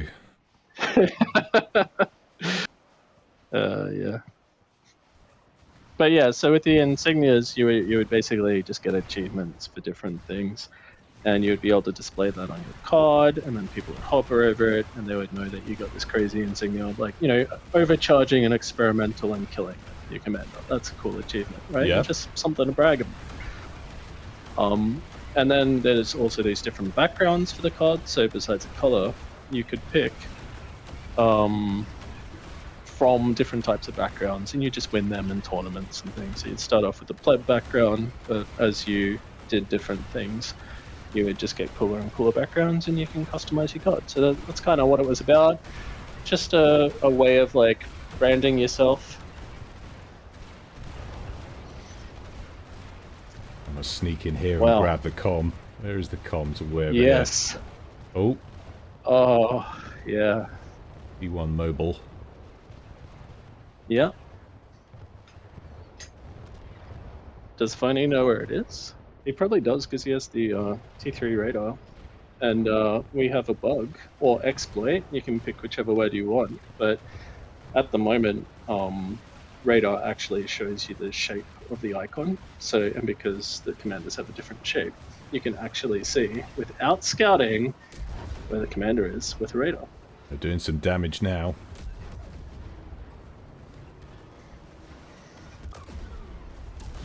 Very nice. There you go. The boss has spoken, and so Phony's like, yeah, I'll get it done, boss. Don't you worry. This is pretty much how Sanctuary development works, you know. I'm just like, well, Fody, you're just gonna have to like fix all of that horrific problem or else. And he's like, all right. And then you wait a month, and then it's done. We didn't talk about shatter at all. So in Sanctuary, the super weapons blow chunks out of the ground. Yeah. And because you're on a fake planet and the sun's beneath you, it causes like an earthquake and the enemy base falls in. There's a hole in the map that everyone's going to have to path around. Can he get it? He's going to get the kill. Is he going to do it? He must. Looking pretty good. He must. Just got to stay on it. Yeah, he's got him. Good job. The blob was undefeated, but... an instant breathe. 120 frames. Good job. Well, that was good. Oh dear. Well, the AI can hold its own. Yep. Like it held off a lot of stuff just then. It's an amazing thing as well. I mean, it's all basically just a land battle. Like, there's, you know, so much to add still. So you can imagine throwing air into the mix there, and highly entertaining. Yeah, and will come for players after the Kickstarter. So after the Kickstarter drops, it'll start. It'll go for 4 weeks. It'll finish, and then we start launching the beta, which has the multiplayer, everything you've seen today, actually. 1v1, team games, free-for-all, AI, all that. But it also has the so, you know, and it will have bugs, and it will not be perfect. And that's kind of what you're signing up for. You're getting all the buggy versions between now and release. So some days there'll be flickering icons, sadly. And, you know, lots of the time it'll be good. And that's just the way it's going to be. And if people want to join that ride and be a part of it and, you know, help us balance, help us with the ideas, tell us what to do with drones, because we don't know. That begins in 1 month. So let's do it. Beautiful. Phony has just started the performance test. So this is a script we have that just automates a whole bunch of armies to spawn and destroy each other. So you're about to see thousands of units fight. And there's no AI to slow it down. This is just a million units killing each other. We do have the wreck performance issue still though, so that might not be perfect. That's why those nicks exist. After every like minute or so those nicks appear, and that's actually to kill the wrecks, not to kill the units. Good idea. Because the wrecks would just accumulate forever. You'd end up with like 50,000 wrecks, and we can't handle that, to be honest. But yeah, there's a mixture of Tech 3 units. That's my favorite unit on the left, the Chosen Walker bot. If you zoom in, you see those ones walking with the little legs? This thing here. They got 6 legs. Yeah, that's been a favorite of mine since it was made. There's some other ones in there, engineers and artilleries. You got some EDA units coming in at the back. They're the Raider unit. Got some light assault bots. That's the Guard T3, and the sniper bots in there. That's a pretty good one for the EDA. The sniper bot. It's kind of got a railgun on the top. Quite like that one. Yeah, that one's quite nice. Very cool models. It's got to be said. Yeah, I guess that's one thing that we had from the very first stages of Sanctuary is we had a lot of art. We had a lot of units, and we had the shields and maps and stuff. So Sanctuary always looked pretty good. And shout out to our VFX artist, because I think he does amazing work. And there is no more fun job in Sanctuary than being in the VFX meetings, where you're just like talking to that guy and saying, oh, maybe you should make it look cooler. And he's like, okay. And then it comes back like with 80% more cool. You're like, yeah. 80% That's more what being a cool. creative director is all about right there. But those are really interesting meetings. So there's a whole bunch of like looking for precedents for stuff in like movies and stuff. So we have this idea where we want like this flamethrower tank or something. I was like, well, let's like look at a whole bunch of flamethrower tanks, and you just go through them. And then our VFX guy Cactus, he'll be like deconstructing the effect. He'll be saying, well, let's see how there's like, it's an orange flame, but actually there's like a blue bloom in the background, and that's what makes the orange so vibrant, is the fact that there's this blue there.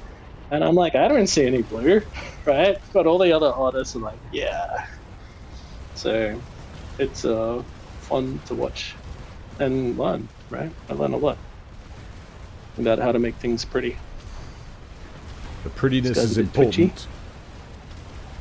Yeah, I think so.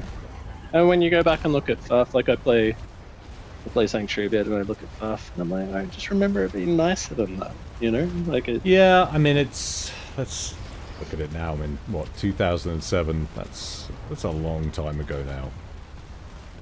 It is, right? And they were so far ahead, because back when they were making it, they had like the dual core CPUs, right? Yep. Like they that's a very, very long time ago. Phony has slowed the game down intentionally because he can control the speed, and I don't know why he did that, but yeah, you can sort of see the VFX more if you zoom in on them. Yeah, I don't think like everything we've done is perfect. Like, for example, with the VFX, one problem that we made with them is they're too big, right? You look at the impacts and the muzzle flash, you kind of can't see what's going on. Like, what unit is shooting? You just lose. Things get lost in the explosions and stuff. Like, that explosion was too big. And that's one thing that I think Subcom did really well, is they kept things sort of small and readable. Yeah. And so that's one thing that will improve as time goes on. We'll still keep these effects, but we'll just use them for different units. Yeah. Look at that. And you can't see anything that's going on right now, right? And I consider that a mistake. So we should, the battlefield should be readable even when there's 100 explosions. The explosions just have to be small. Yeah, I mean, that's... But we'll get there. Yeah, that's fair. Shall we take a look at the single player? Yeah, let's do it. Welcome back, guys. Here we are. We've got the campaign first mission played by me. And if I sound reticent, it's because I am. I'm a caster. I'm not a professional or even an amateur. I'm an enthusiast from afar, shall we say. So if this is going to suck, it is what it is. But it's fine. I've got the professionals and the devs here to assist me. Should I go horribly, or misinform you because they have some perverted plan to make me look ridiculous on my own channel, which is perfectly reasonable. So yeah, please take it with a pinch of salt. We were actually laughing about it before, saying how it's probably going to be like those awful mobile game ads that you see where someone deliberately plays it badly to make you actually want to play the game. So just pretend I'm doing it on purpose. Yeah. I can't hear it. Is it making the music? Yeah, we got music. Yeah, I hear it. Okay. Perhaps I should maybe turn it up a bit.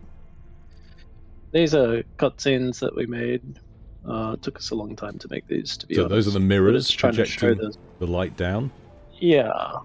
It's showing the story of Sanctuary, how it, like, what it is. It's a Dyson sphere. This is the light well. The sun is below you. The beam is firing up, and it hits the mirrors. And there's a whole bunch of mirrors.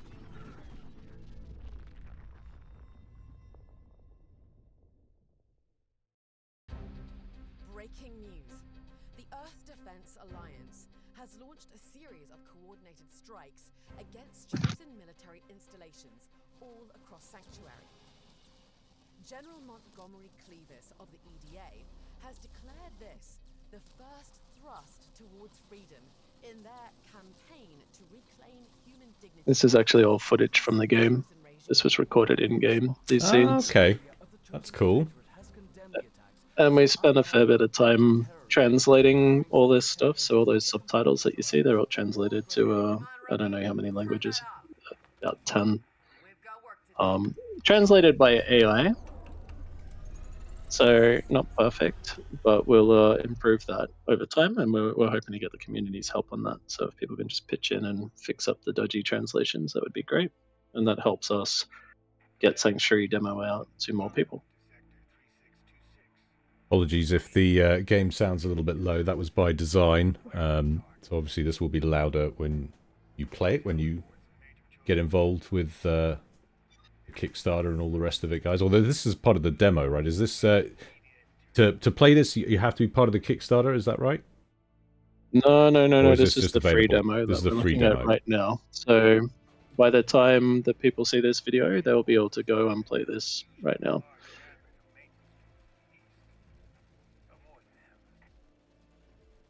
The voice acting was a really, really fun part of making Sanctuary as well, where you'd just be in these like online meetings with these voice actors, and this guy's got like this really gravelly, deep voice and stuff. He's actually this lovely Irish man, right? And he talks like this. You would never pick it. And the scenes were quite funny because they do different takes in different ways, and it's actually really interesting to watch people act, because they just try shit, right, in a really uninhibited way, and you watch them perform, and then you watch like the vocal director, who is like a guy in charge of making sure it comes out good, and I'd be like, no, I didn't really feel that. Like, just do it again, but pretend your grandma has a gun to her head, right? Now say it. And they do the same line, and it comes out really passionate, right? So it was fun watching that whole process, because I've never been involved in anything like that before. All right. So are we land spamming, or are we teching up? I'm going to go with getting a bit of spam together, being as after watching that last performance by the AI, spam seems to be important. All right. There we go.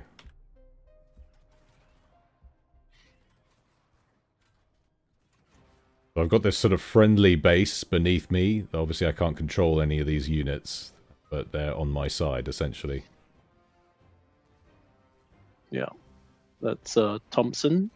She's kind of like a bit cheeky. She's your accomplice. And you can go and see her if you want. Her commander's down there, and she's got a cool skin if you zoom down. Yeah, like she's got a skull. Cool. And that's another thing we want to do in Sanctuary, is have skins. And one of the rewards is actually you can design your own skin. Yeah, I like that. Yeah, I think that's pretty cool. Won't be too resource intensive, having people with all different stuff and things in it. It'll be all right to manage with it. Well, it's just a skin on the commander, so you have 10 yeah. commanders, it's 10 skins. Yeah, exactly. It's really nothing. Yeah. And another one with the player cards is another reward, is you get your own player card too, right? But the difference is the skin that you design, everyone gets access to, and the player card that you design, only you get access to. So you're like literally the only person in the world with that. Remember how Zuck was a pizza, by the way? Yes, do I do. I do. It's like it was a pizza slice, right? Like that's what I'm talking about with the player identity. Is wow, that was nice. 4P gens in one go. You're doing pretty good here. Gotta love volatility. You took yourself down quite a lot. Manage expectations, my friends. That's how you do it. I'm secretly a no, I'm not. Oh, yeah. What about the expense bar? Do you see that? You know the expense bar up the top left, that little chart. That no, so yeah. around? What does this mean exactly? It's showing you how much of your alloy you're spending on different projects. So if you cool. just click on a part of it, it'll zoom in to the. That is cool. Because I was once again about just making the game readable. Like the hardest part of Subcom is like learning the economy, right? The flow economy. That's all crazy. And your economy is kind of split over 3 different things right now, and you can see that. So you're spending I know about 20% on tanks, about 10% on structures, and about 40% on upgrades, right? And you can use the expense bar to find where you're spending all your stuff, because when you're stalling, you need to turn that all off, right? Yep. And this is something we could easily add to FAF, by the way, and we should, because it's great.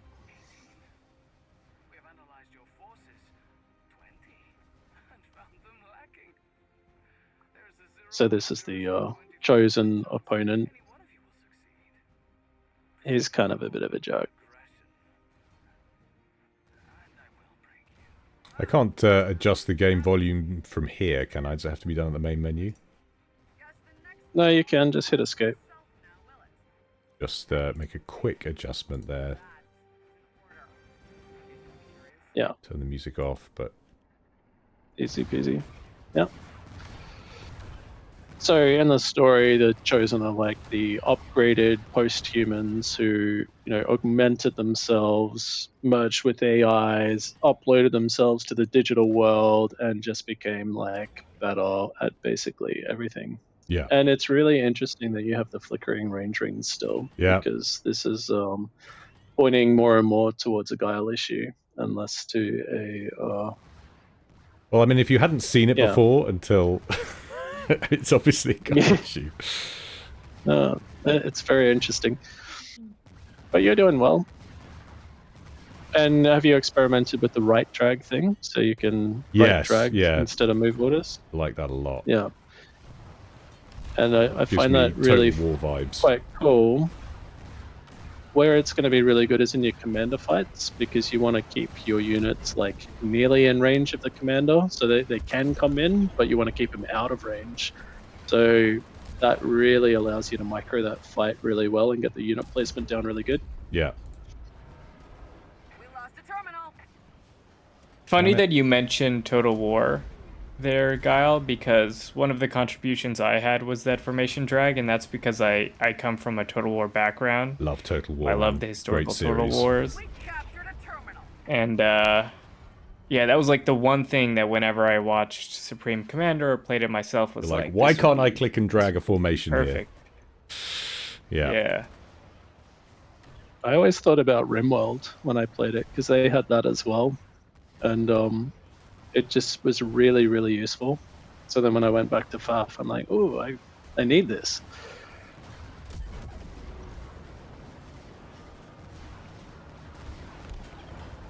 Gyle's crushing.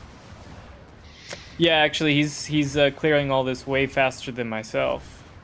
Like I say, I had one quick go last night, so I'm not completely fresh.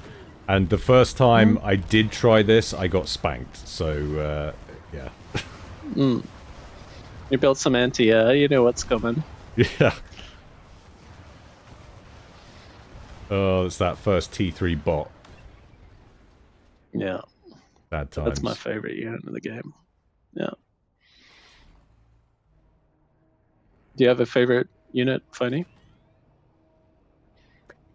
I love the Guard. Guard are definitely my favorite faction. It might be the Guard T3 tank. I think that one's really cool. Mm-hmm.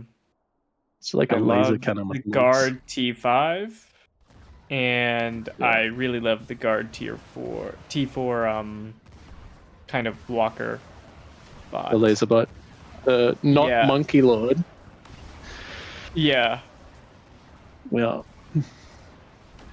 And I love the trails of the kind of artillery that the kind of higher end artillery that the Guard have. I always think they're very, very unique and look very cool.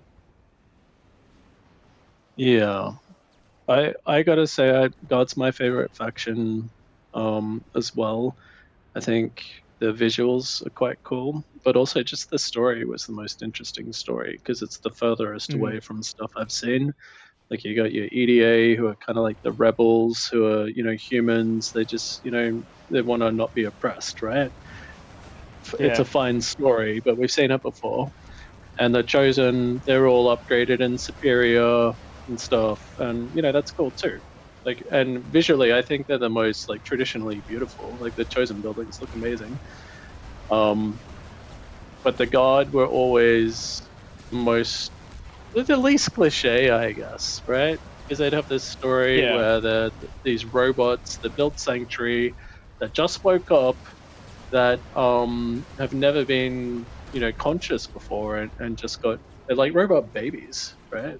And that's kind of cool. You could do a lot with that, and that's another thing that we need the support of the community for. I just want to point out that Gyle has built a really nice amount of factories. Look at this alloy bar on the right. He has a little bit stored, but he's not low on factories at all. I think he's misleading us. I'm trying so hard not to suck right now. You don't say that. I mean, that's why I'm not talking that much, because I'm like sweating. If you could just fix the range ring flicker for us, please, Gyle. I mean, I'm not an IT guy. I don't know where to start. I think I've got some weird thing going on with my graphics card. My fault for going Radeon. Sorry for all the Radeon fans out there.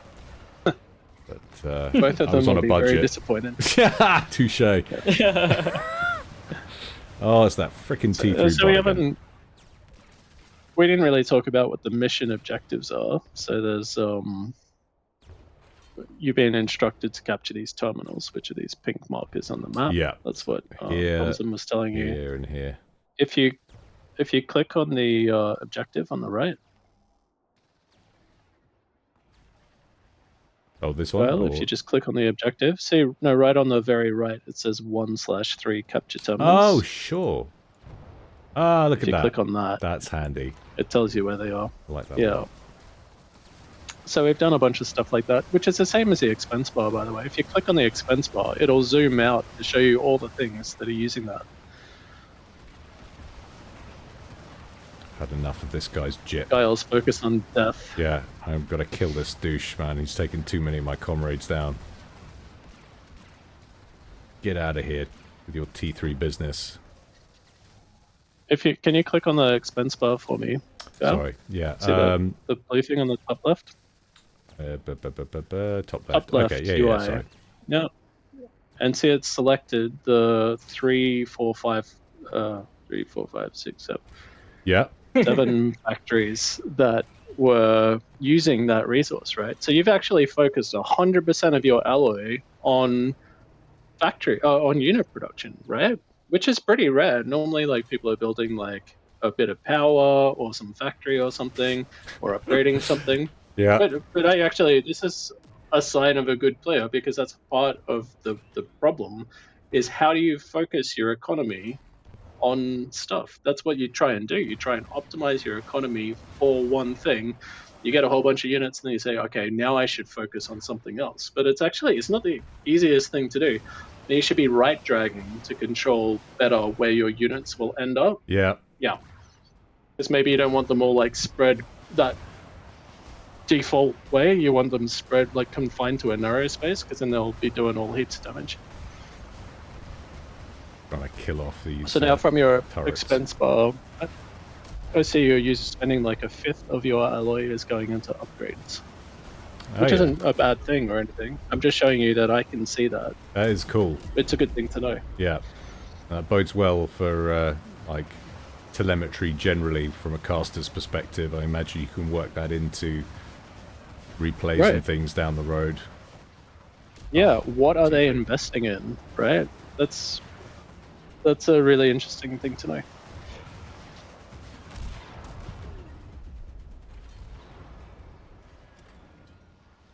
There you go.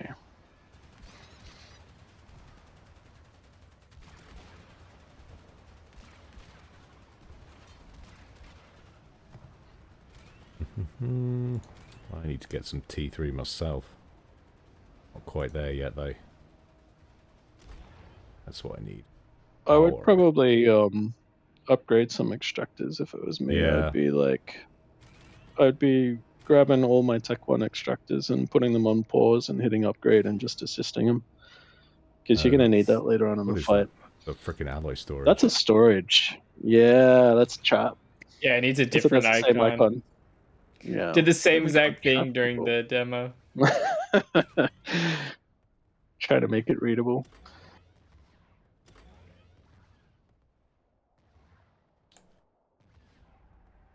I get there's a whole other base up there, but they don't really bother you too much if memory serves. Yeah, I think they might chip away at you a bit later on. Oh, you're capturing the terminal. Yeah. So that's what you have to do to capture a terminal. You gotta kill all the units in the radius, and then get your units in there. While you were busy, a damn battleship rolled up at the next terminal. Got the whole zone locked down. We can't get to it, so we're gonna have to improvise. If you can't win the battle, change the battlefield. Whoop whoop. Yeah. Cryotank, and let's see if that does what I think it will. These are our only naval units that we have. I think we have 2 more that you can't see at the moment. Tech 2 anti-air. Very nice.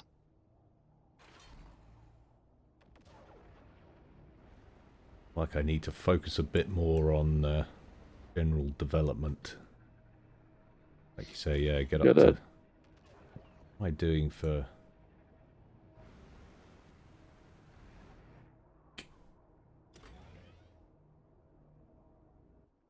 Nuke my economy, trying to get that up and running.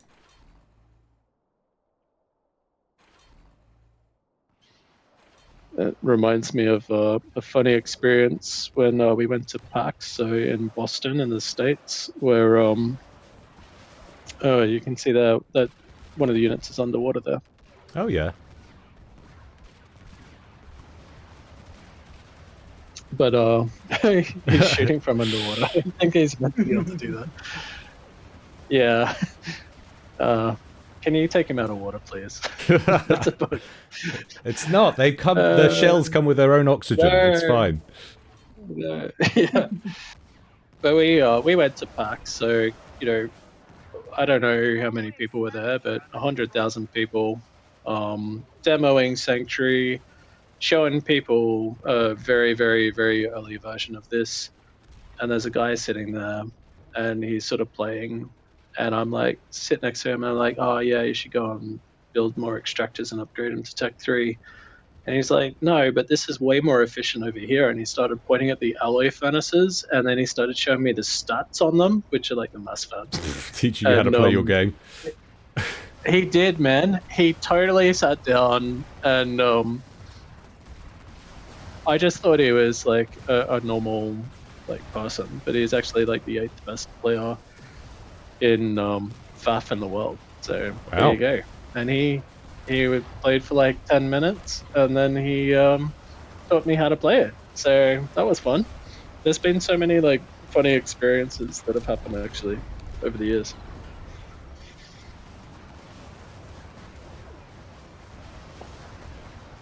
Maybe one thing that we could talk about, Phony, is a bit of the dot stuff and how it's all been designed. It's still a big compromise between performance and modding, which are kind of like two opposites, to be honest. Yeah. Well, because modding has basically been a design pillar, as Nine mentioned earlier, the engine is quite naive in how it considers things. So an example is all these ranges that you're seeing here are actually on the engine side just colliders that are colliding and throwing vents back to Lua, and Lua is deciding precisely exactly what this is a target I should process, all those things. So what's pretty funny about this is effectively anyone can go in and really do whatever they want, right? So the balance here is that we get these, we basically provide through dots and kind of our engine these high-level systems, and you get to kind of Frankenstein them all together to create whatever kind of experience you want. And so I'm going to try That's and kind of translate this to human English because Thank I'm you. not sure the non-programmers in the audience got that. But what Phony didn't do is program a bunch of range rings. He didn't do that. They don't really exist. What he did is he made this circle intersection system. So it does one circle overlap with a different circle, and that's used for all sorts of stuff. You use it for like area of effect damage with these artilleries, right? Because it just gets all the units in the Yeah. circle and applies damages to them. And instead of he just made a couple of things. There's not many parts to it, but they're super efficient and super performant, and you can reuse them for all sorts of stuff because Intel is that, right? Fog of War is Yeah. just a bunch of circles that intersect with other circles. That's what Intel is. And he invested really heavily into that. And people can use it for all different stuff. You'll be able to use it to make a tractor beam or all sorts of stuff that we can't even think of. And that's the power of his engine that he's made, which is a real feat, by the way, and he's done a terrific job, is that reusability of these primitive components. And someone probably needs to translate that to human English as well. It's complicated. Yeah, sorry, it's a little late where I am. But the idea is everything kind of runs on few systems on the engine, and you as a modder or anyone who wants to kind of do your own thing can kind of use everything that you see here in our game that we've made to make your own thing. And so you'll get, you know, kind of the performance and the multiplayer and everything you kind of want for your mod. Most mods, I assume, are going to kind of stay Sanctuary-S, Supreme Commander-S, but, you know, there's going to be the select few people that are going to have a crazy idea and do something really crazy and out of the box, and we really want to support those people. So 100%. Really, like, I remember the StarCraft 2 arcade. I still watch videos occasionally. I'm a big kind of viewer of these old RTS games, whether that's you yourself, Gyle, or just kind of random casts of like Supreme Commander 2, even not FAF, just all general things. But I think kind of what maybe that way was I really enjoyed the arcade games growing up for all these RTS games, and so really I really have that mod kind of community focus when I mean, I say but really the team in general really has that as one of their pillars and is taking it quite seriously. And so I'm pretty excited once we kind of are allowed to mature that that, you know, the modding environment and what everyone can do, and just see what the community does with it. Yeah, and I'm that's looking been for. part of the reason why it's taken us a while to ship this, right? Mhm. Is embracing that modding thing, because there's different ways of doing things, but one way is to make a super flexible, really versatile modding system, and that just that takes more time. So we had earlier versions of this running years ago that had no modding, right? And yeah, the other one is all the networking, getting it multiplayer. That's kind of like the kind of unholy axis of evil, to be honest, is getting the modding working with the networking and large unit counts. Those things, they're all like opposites. So, you know, it's taken us a while, but it's working. I mean, it is, and it's actually thoroughly entertaining, even just this opening fragment of the campaign. It really does take me right back to when I first played FA. You know, the enlarging game zone, the progression of objectives throughout. It's, I don't know. You can tell it's a labor of love, and it's already bringing back a lot of good memories and adding to them. Yeah, cool. Yeah.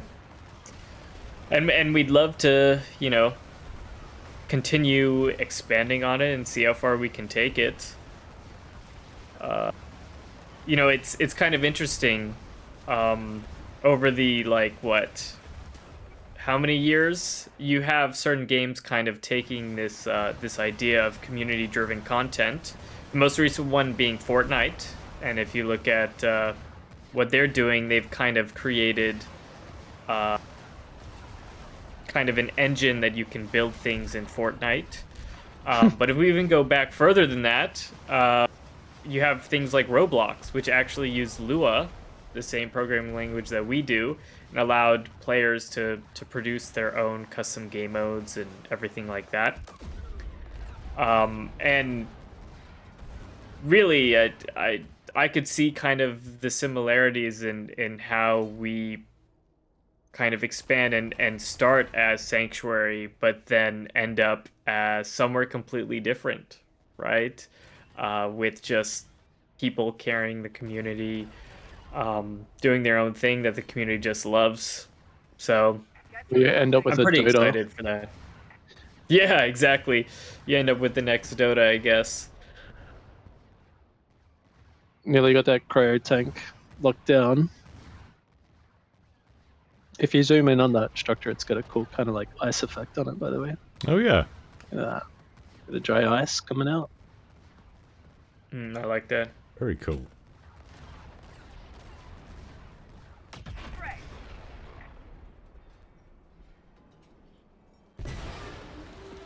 Performance struggle. We're working on it.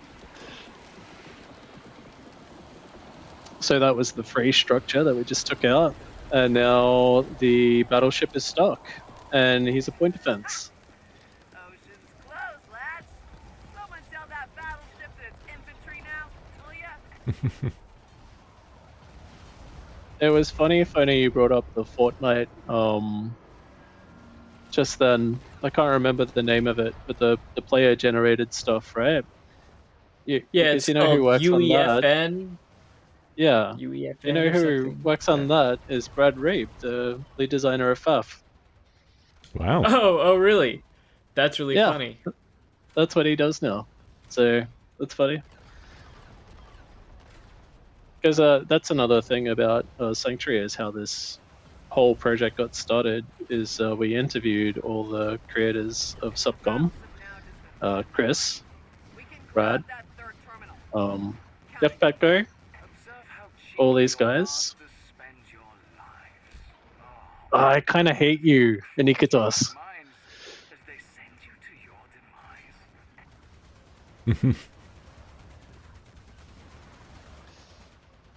So, you know, we met with those guys, and we weren't trying to make a game. We were just trying to interview them to like raise awareness for FAF. It was a promotion, and eventually they just convinced us to make a game. That was pretty funny. I hadn't realized that that was actually how it started. Oh yeah, There's been This so is- much. There was so much frustration built up in the community for years that there wasn't going to be some sort of sequel to Subcom. So I always assumed it was just like people finally having enough and saying, okay, we need to give this, you know. Oh, there could definitely be a sequel to Subcom. There could definitely be. If anyone went to the IP holders with a firm plan for a sequel and like a believable plan, I 100% believe that, because I don't think Subcom's dead at all. I mean, Or it's got a following, right? TA There's, either, to there's be honest. enough Yeah. people out there who's still interested in it to come back every day and Well, carry on playing. yeah, like it's reviving now, right? You got Bar. They just got Yeah. signed by Hooded Yeah. Horse. Oh, they have That's a big they? deal. I didn't hear that. Oh yeah. Yeah. Yeah. News to me. They're making a single player campaign that's going to be paid. Wow, that's cool. Yeah. It's a big deal. And then Planetary Annihilation just did something very similar to what FAF did, but the you're going to build all that with one Tech 2 engine. That is going to take. He's the gonna rest of the get game. busy. It's fine. You need to assist him. with like slaves. Where are they? Oh, he's cut. Oh, I've queued it up after he's already on a bit thing. Well, it's a good thing you said It's something, because that tragic. wouldn't have gotten done at all. Yeah, and Planetary Annihilation is like back as well, because the community is taking over development, and they're starting to like really make changes to the game. And as far as I can tell, they have access to the whole source code of the game, which FAF never had, Yeah. and they have access to the servers. And they're totally rewriting the servers as well. I mean, they have, as far as I can tell, Wow. unparalleled access to be able to really properly change it. And I don't think, I haven't seen that. Well, you know, like we got a bit of help with FAF, but they've got complete power to just fix it all. So really impressive. Wow. Very cool stuff. And Yeah. lots of movement in the RTS scene at the moment. And lots of RTS games coming out. Yeah, Like, it when we does seem launched like there's a bit of a... Sanctuary, there weren't people, man. There was nothing. Right? There's a lot now. You lost a terminal, Gyle. Oh. Fine. Fine. I had a force here for just that contingency. There you go. Plans ahead. Damn chosen. So I'm curious, do you know why are we doing this anyway? What do you know about the hack the HUD thing on the right, and it's 32 minutes? Oh, so I've got to capture all these terminals? Oh, no, that's right. So it counts down, but the more terminals I capture, the quicker that will count down, basically. Is that Yeah, right? but Yeah. why? Why are we doing it? To win. Why are you capturing the terminals? Yeah, What's it because all I for? want to win. Get those terminals. That's a good reason. Yeah. No, fill me in. Oh no, I'm not. I'm just curious. I don't know how far you got it. I don't think the player is meant to know. Oh, yet. okay. They just know. Yeah, the I player's a didn't get rookie, this man. far. They're being given a job to do. Well, I got They, this far, but I didn't complete this mission when I tried it. Yeah. I'm going to get rinsed by this point defense. Actually, I got some T3 in here. Even when Gyle loses, it's cool. He doesn't lose, he gets rinsed. Yeah. You're getting rinsed on the right hand side, that's what's happening. Stupid So god. what did you build? You built T3 tanks, yeah? I've got some, yeah. I've got mobile artillery and sniper bots. Oh, have I not added tanks? I thought I did. Yeah, that's a tank. Yeah, you got tank and sniper. Yeah, Some in cool. there. I never gave little minions to that engineer who had the epic. Go. Right, I need to scratch this base already. I need to take that. Oh my god, that's a lot of Tech 3 they've got in there. Yeah.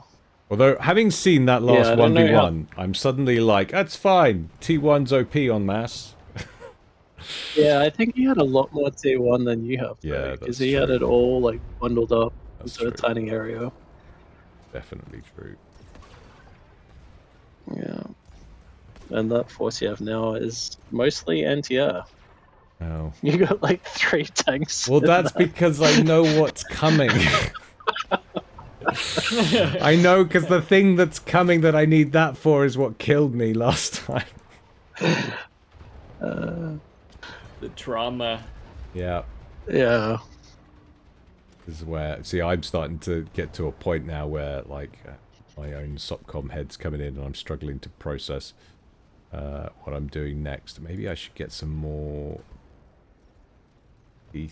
No, I want that. Another T3 factory, maybe?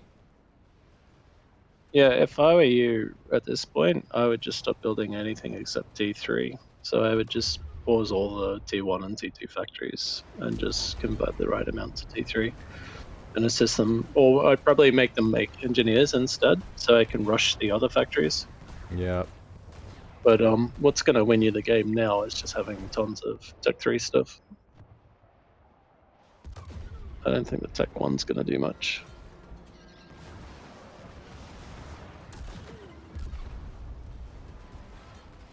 probably fair. But it looks like you are going to win that position with your 3 tanks. So that's a win. All part of the game plan. That is a win.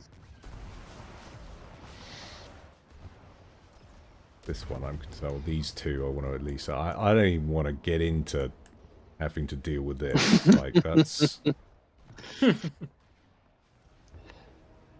How's the right-hand side going? I'll tell you in just a minute. I'm going to switch up to some engineer production.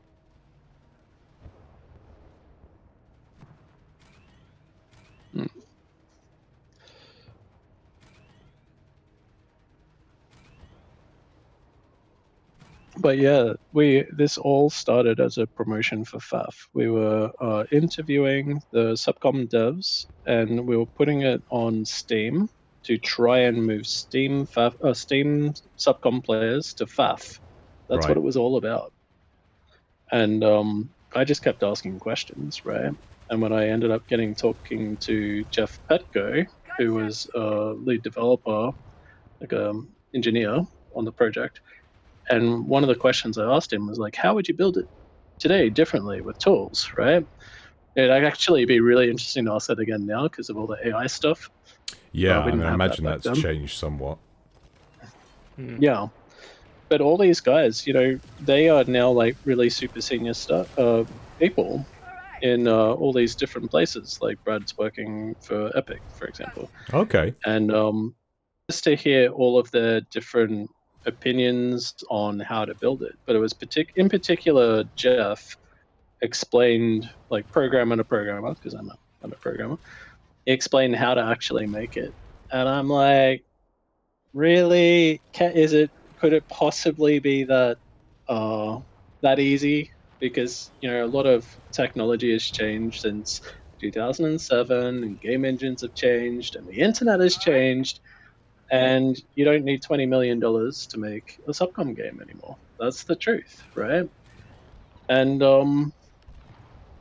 I didn't really believe it at first, so I just kept asking questions, right? I'm just like, oh, tell me more. Tell me more. What about this? What about this? But he just kept answering all the questions, right? And by the end of it, I'm like, man, we got to do it. So that's how it started, and if it wasn't for that, we wouldn't be here. So it's an interesting story. Another factor was COVID, because I lost my job during COVID, and I couldn't get another one, and I had a lot of time to spend on this instead. So otherwise, I wouldn't have been able to do that. And it makes me wonder how many projects got started because of COVID, man. It's like the whole world got a reset for just like a short time. Maybe it was the golden age. Maybe when we look back on history, we'll be like, oh yeah, during COVID we solved like world hunger or something because we all got fired. People worked out like how to solve the solution. So I don't know, but I think it's an interesting story, and it's funny the way the world works.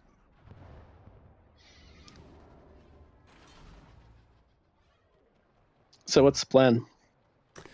I'm trying to inch up next to cap these ones. I'm just trying to start pumping out some more T3 units. Uh-oh.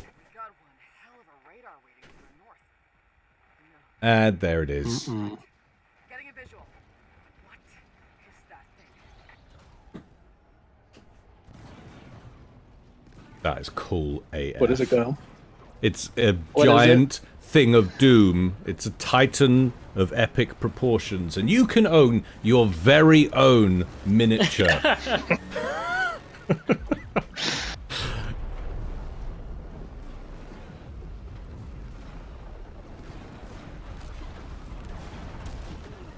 It's terrifying. That's terrifying.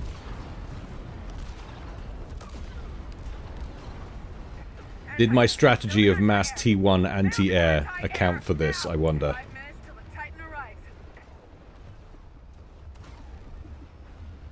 Alright, so you got 5 minutes.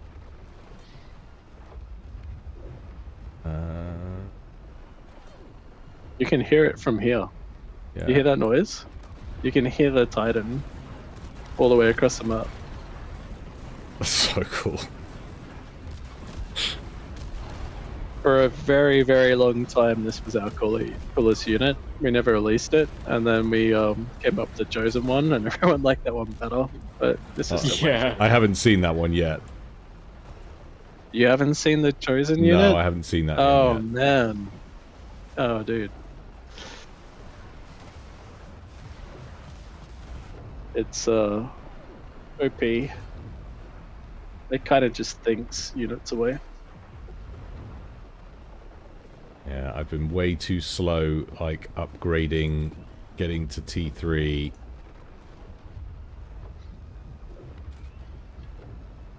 So that's kind of what I was talking about before.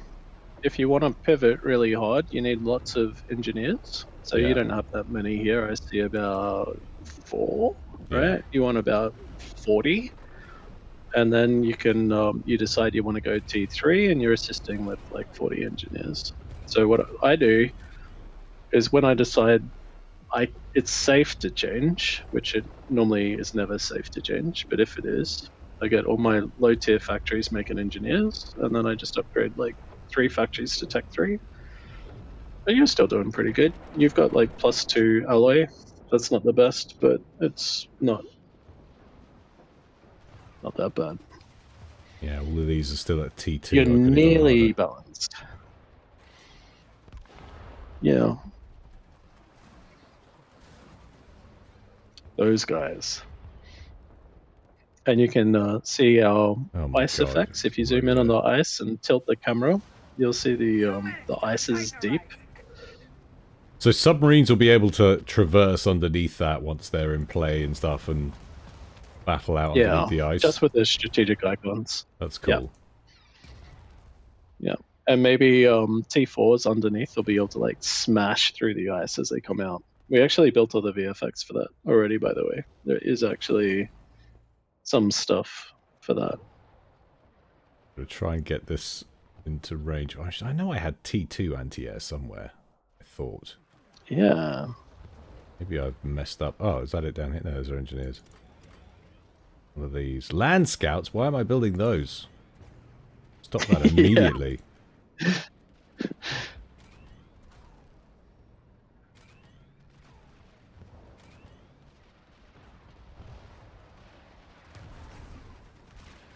All right. So what's the plan with the Tech 1 anti-air? Are you going to send them in or Yeah, try and kite? Or how do you do it? I don't know. I'm just gonna try and find them first of all. I had them all a minute ago. What have I done with them? Like, I don't know what the icon is. What's the icon for the anti-air? It's a up carrot, but I don't see them, to be honest. I've I moved think them. Oh, they're all here. That's the Tech 1 ones, yeah. Yeah. I think the Tech 2 ones are done. Alright. That's good. You could use the right drag feature now to control the angle a bit better. Yeah. Run away, brave Sir Robin. Oh no, my T3s. Yeah. No, but they're doing it. Look, they're shooting. And now you want to bring those ones at the top in closer because they're not shooting, so they're useless. Yeah. Yeah, that was good. They're probably mostly going to survive. I don't know. How close can I get to this death ball of fire? And at this point, I just want to point out that the balance in multiplayer will be a lot different in multiplayer because you just won't be able to kill this thing like this. I mean, I'm not sure I'm going to. Look. Tickling away at it. Alright. Well, why don't you build some... Right. Spam up some structures down near your base. I'm going to go en masse against all of this stuff.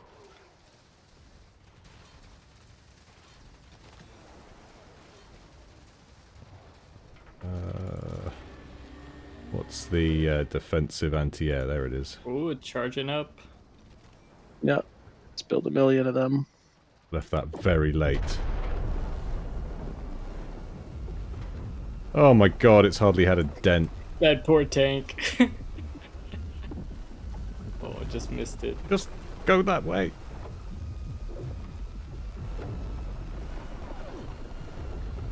Hmm.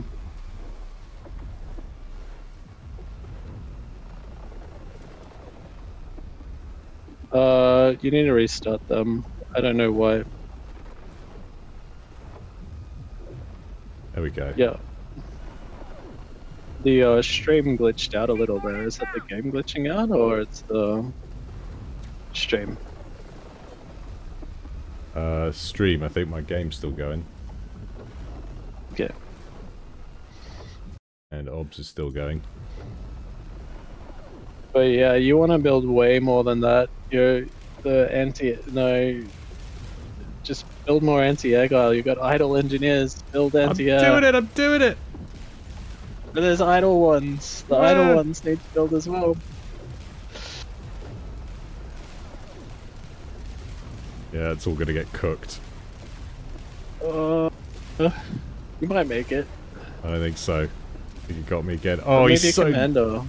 Oh yeah, where is my commander? I don't even know where it is. The famous last Oh, one. he's right next Oh, to the no! 2-5! Oh, We're actually. Hey, move your commando! You're gonna die in the full damage! How move do your I- commando! Move. Where is it?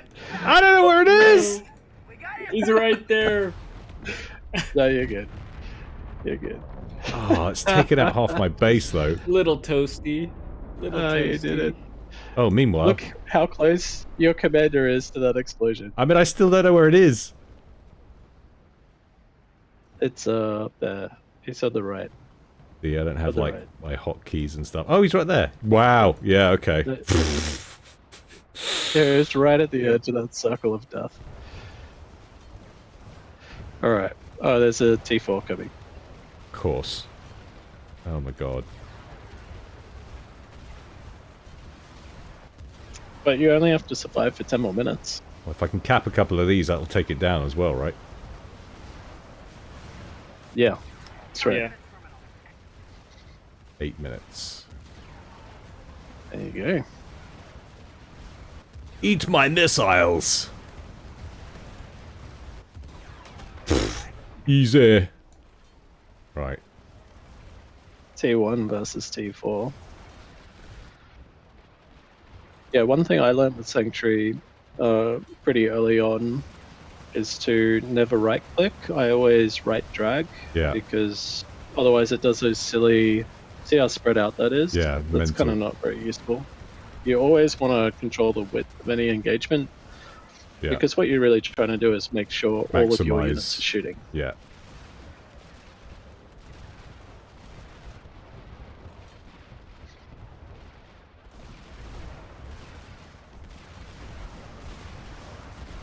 Oh my god, so much firepower locked up here. You like the fact that they sit there and eat my artillery, but... Oh, I'm gonna get scratched.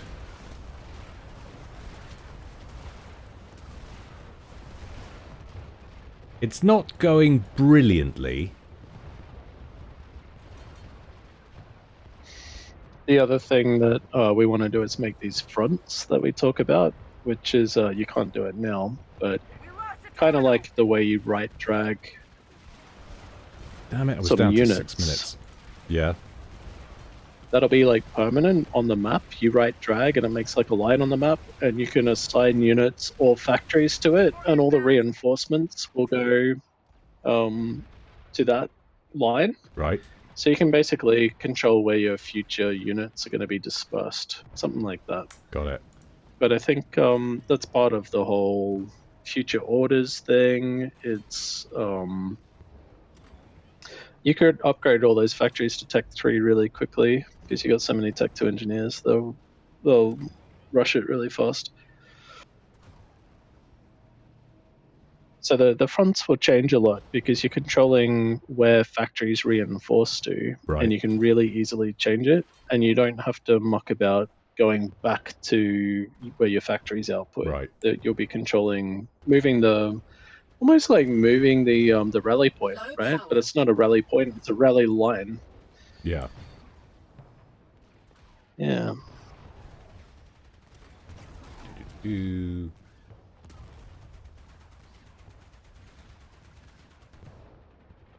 So yeah, we have our stretch goals for the campaign. We want to finish off air. We're quite sure we'll get that one. And we want to do a campaign. One thing that we've discovered about the market is it's kind of like split dead in half who wants to play multiplayer and who wants to play single player. So with Oh, our really? stretch goals, we're trying to just address all of that, right? So Yeah. we're going to do like, here's something for single players, here's something for multiplayer, here's something for single players, here's something for multiplayer. So we're trying to, make it for everyone as much as we can. So there's a campaign there that'll be like 5 missions, but then we'll do some more multiplayer and we'll come back and we'll do even more missions. So this is quite a complicated mission here. It goes for a long time. It's kind of tiring as well, to be honest. Then the commander upgrades, we want to spend a lot of time on that because that'll be there's so many really awesome and cool things that we could do with that. We talked about Dash before, but I think you can really make commander upgrades really epic. And in fact, maybe T5s are just an upgrade to your commander. Maybe that's what Okay. they are. As in to be able to build them Yeah. or call them in or... No, you turn into him. Oh, wow, okay. You upgrade yourself. You build the expansions and stuff. Like I'm thinking big, right? Telemaze is not big. There's so much room for very, very big upgrades, and all they need is they have to have counters, they have to be expensive, they have to be scoutable, and if all those things are true, you can just make them crazy good, right? Yeah. So that's what we want to do. Replays is a stretch goal. We do not have replays at the moment. That's a really, really important one. Yeah, if you want to see Gyle casts Sanctuary, guys, got to get that stretch goal out there. Got to get that replay business going on. Yeah. Oh, The no. managed mod system. I heard them say it. I thought it was coming from the north. Build point defense in your base. Point defense. yeah, T2. yeah. You can do it. You can do it. Yeah. Alright. Maybe more. Maybe double.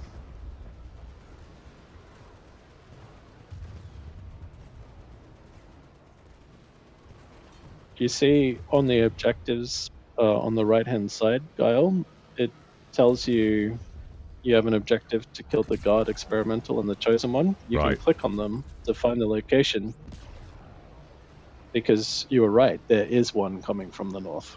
Oh. Well, there's 4 minutes left, pretty much.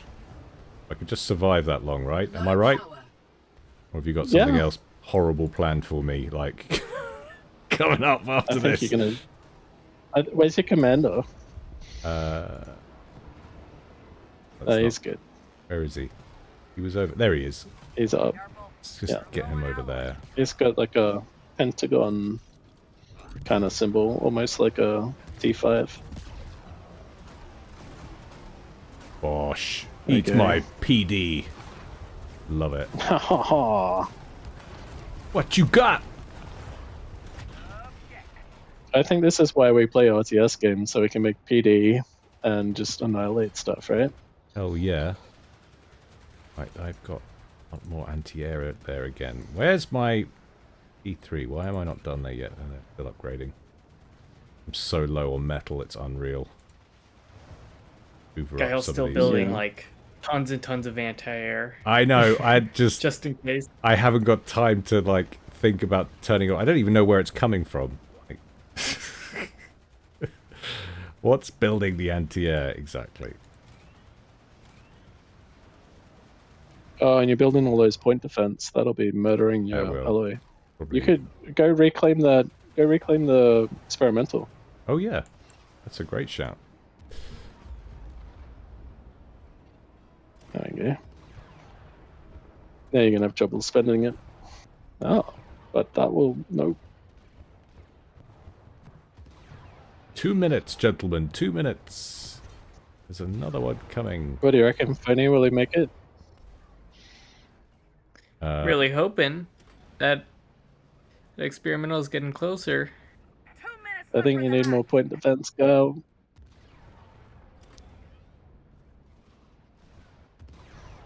Yeah.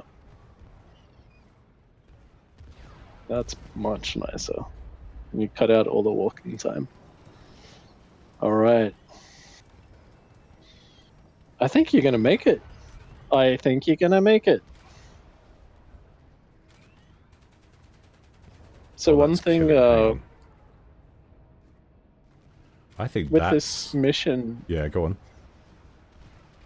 one thing that we wanted to do is we wanted to make it fun for people of different skill levels. Careful. So Low on alloy. for all the pros out there, they can try and speed up this mission by capturing all the terminals, right? Because that makes it go faster and faster.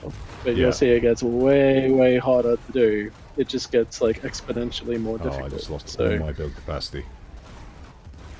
for all the pros sitting at home watching this thinking, oh, I could do that. Well, I want to know how fast you can do it, because the more terminals you get, Captured a terminal. Yeah. the quicker the timer goes down, and who will get the fastest time. Well, it's not me. I'll I tell think you you that did it. right now. Well, actually, you're the fastest so far. You actually Yeah, you have beat me in time.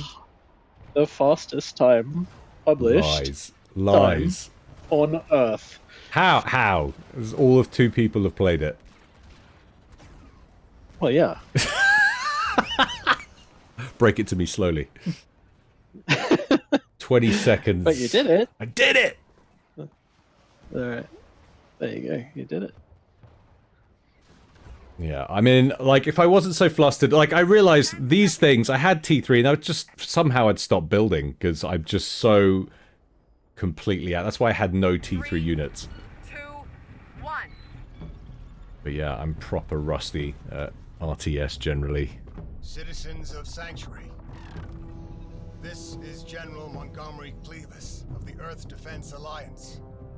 A new dawn has broken, and we are its light bearers. The EDA has weaponized hundreds of orbital mirrors across the sphere. And as I speak to you, 18 chosen command posts have already fallen. 19. The chosen may think they are smarter than us, more advanced. But we are crafty sons and sisters. We are resilient. We are driven. We are human. And we are free!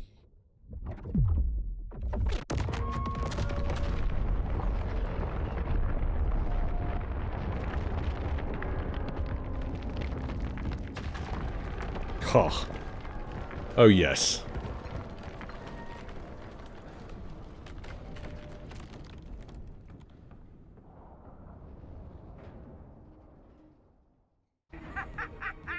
Yes! Now that's what I call a light show, Rook!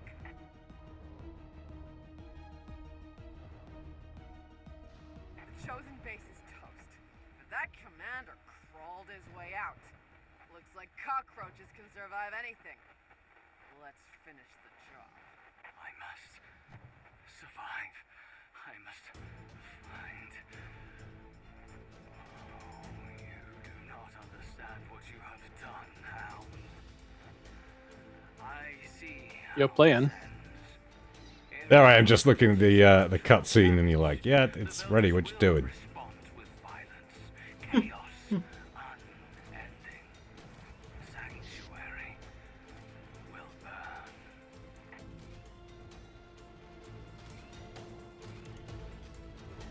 So there you have it. Sanctuary is the RTS game where you can freeze and shatter the map. That's very cool. Very, very cool. I love it. Right, I don't think I'm going to play this one right the way through to conclusion. I think that gives a fantastic look at the single-player campaign, and it was great to have those early multiplayer battles as well. So thank you very much to Null and Phony for your stooging, stepping in for us so we can have a gander at that. Is there any more information you guys can want to give about the Kickstarter? Any more general pointers or things you want to give out to people so they know what they're meant to be doing, or anything like that?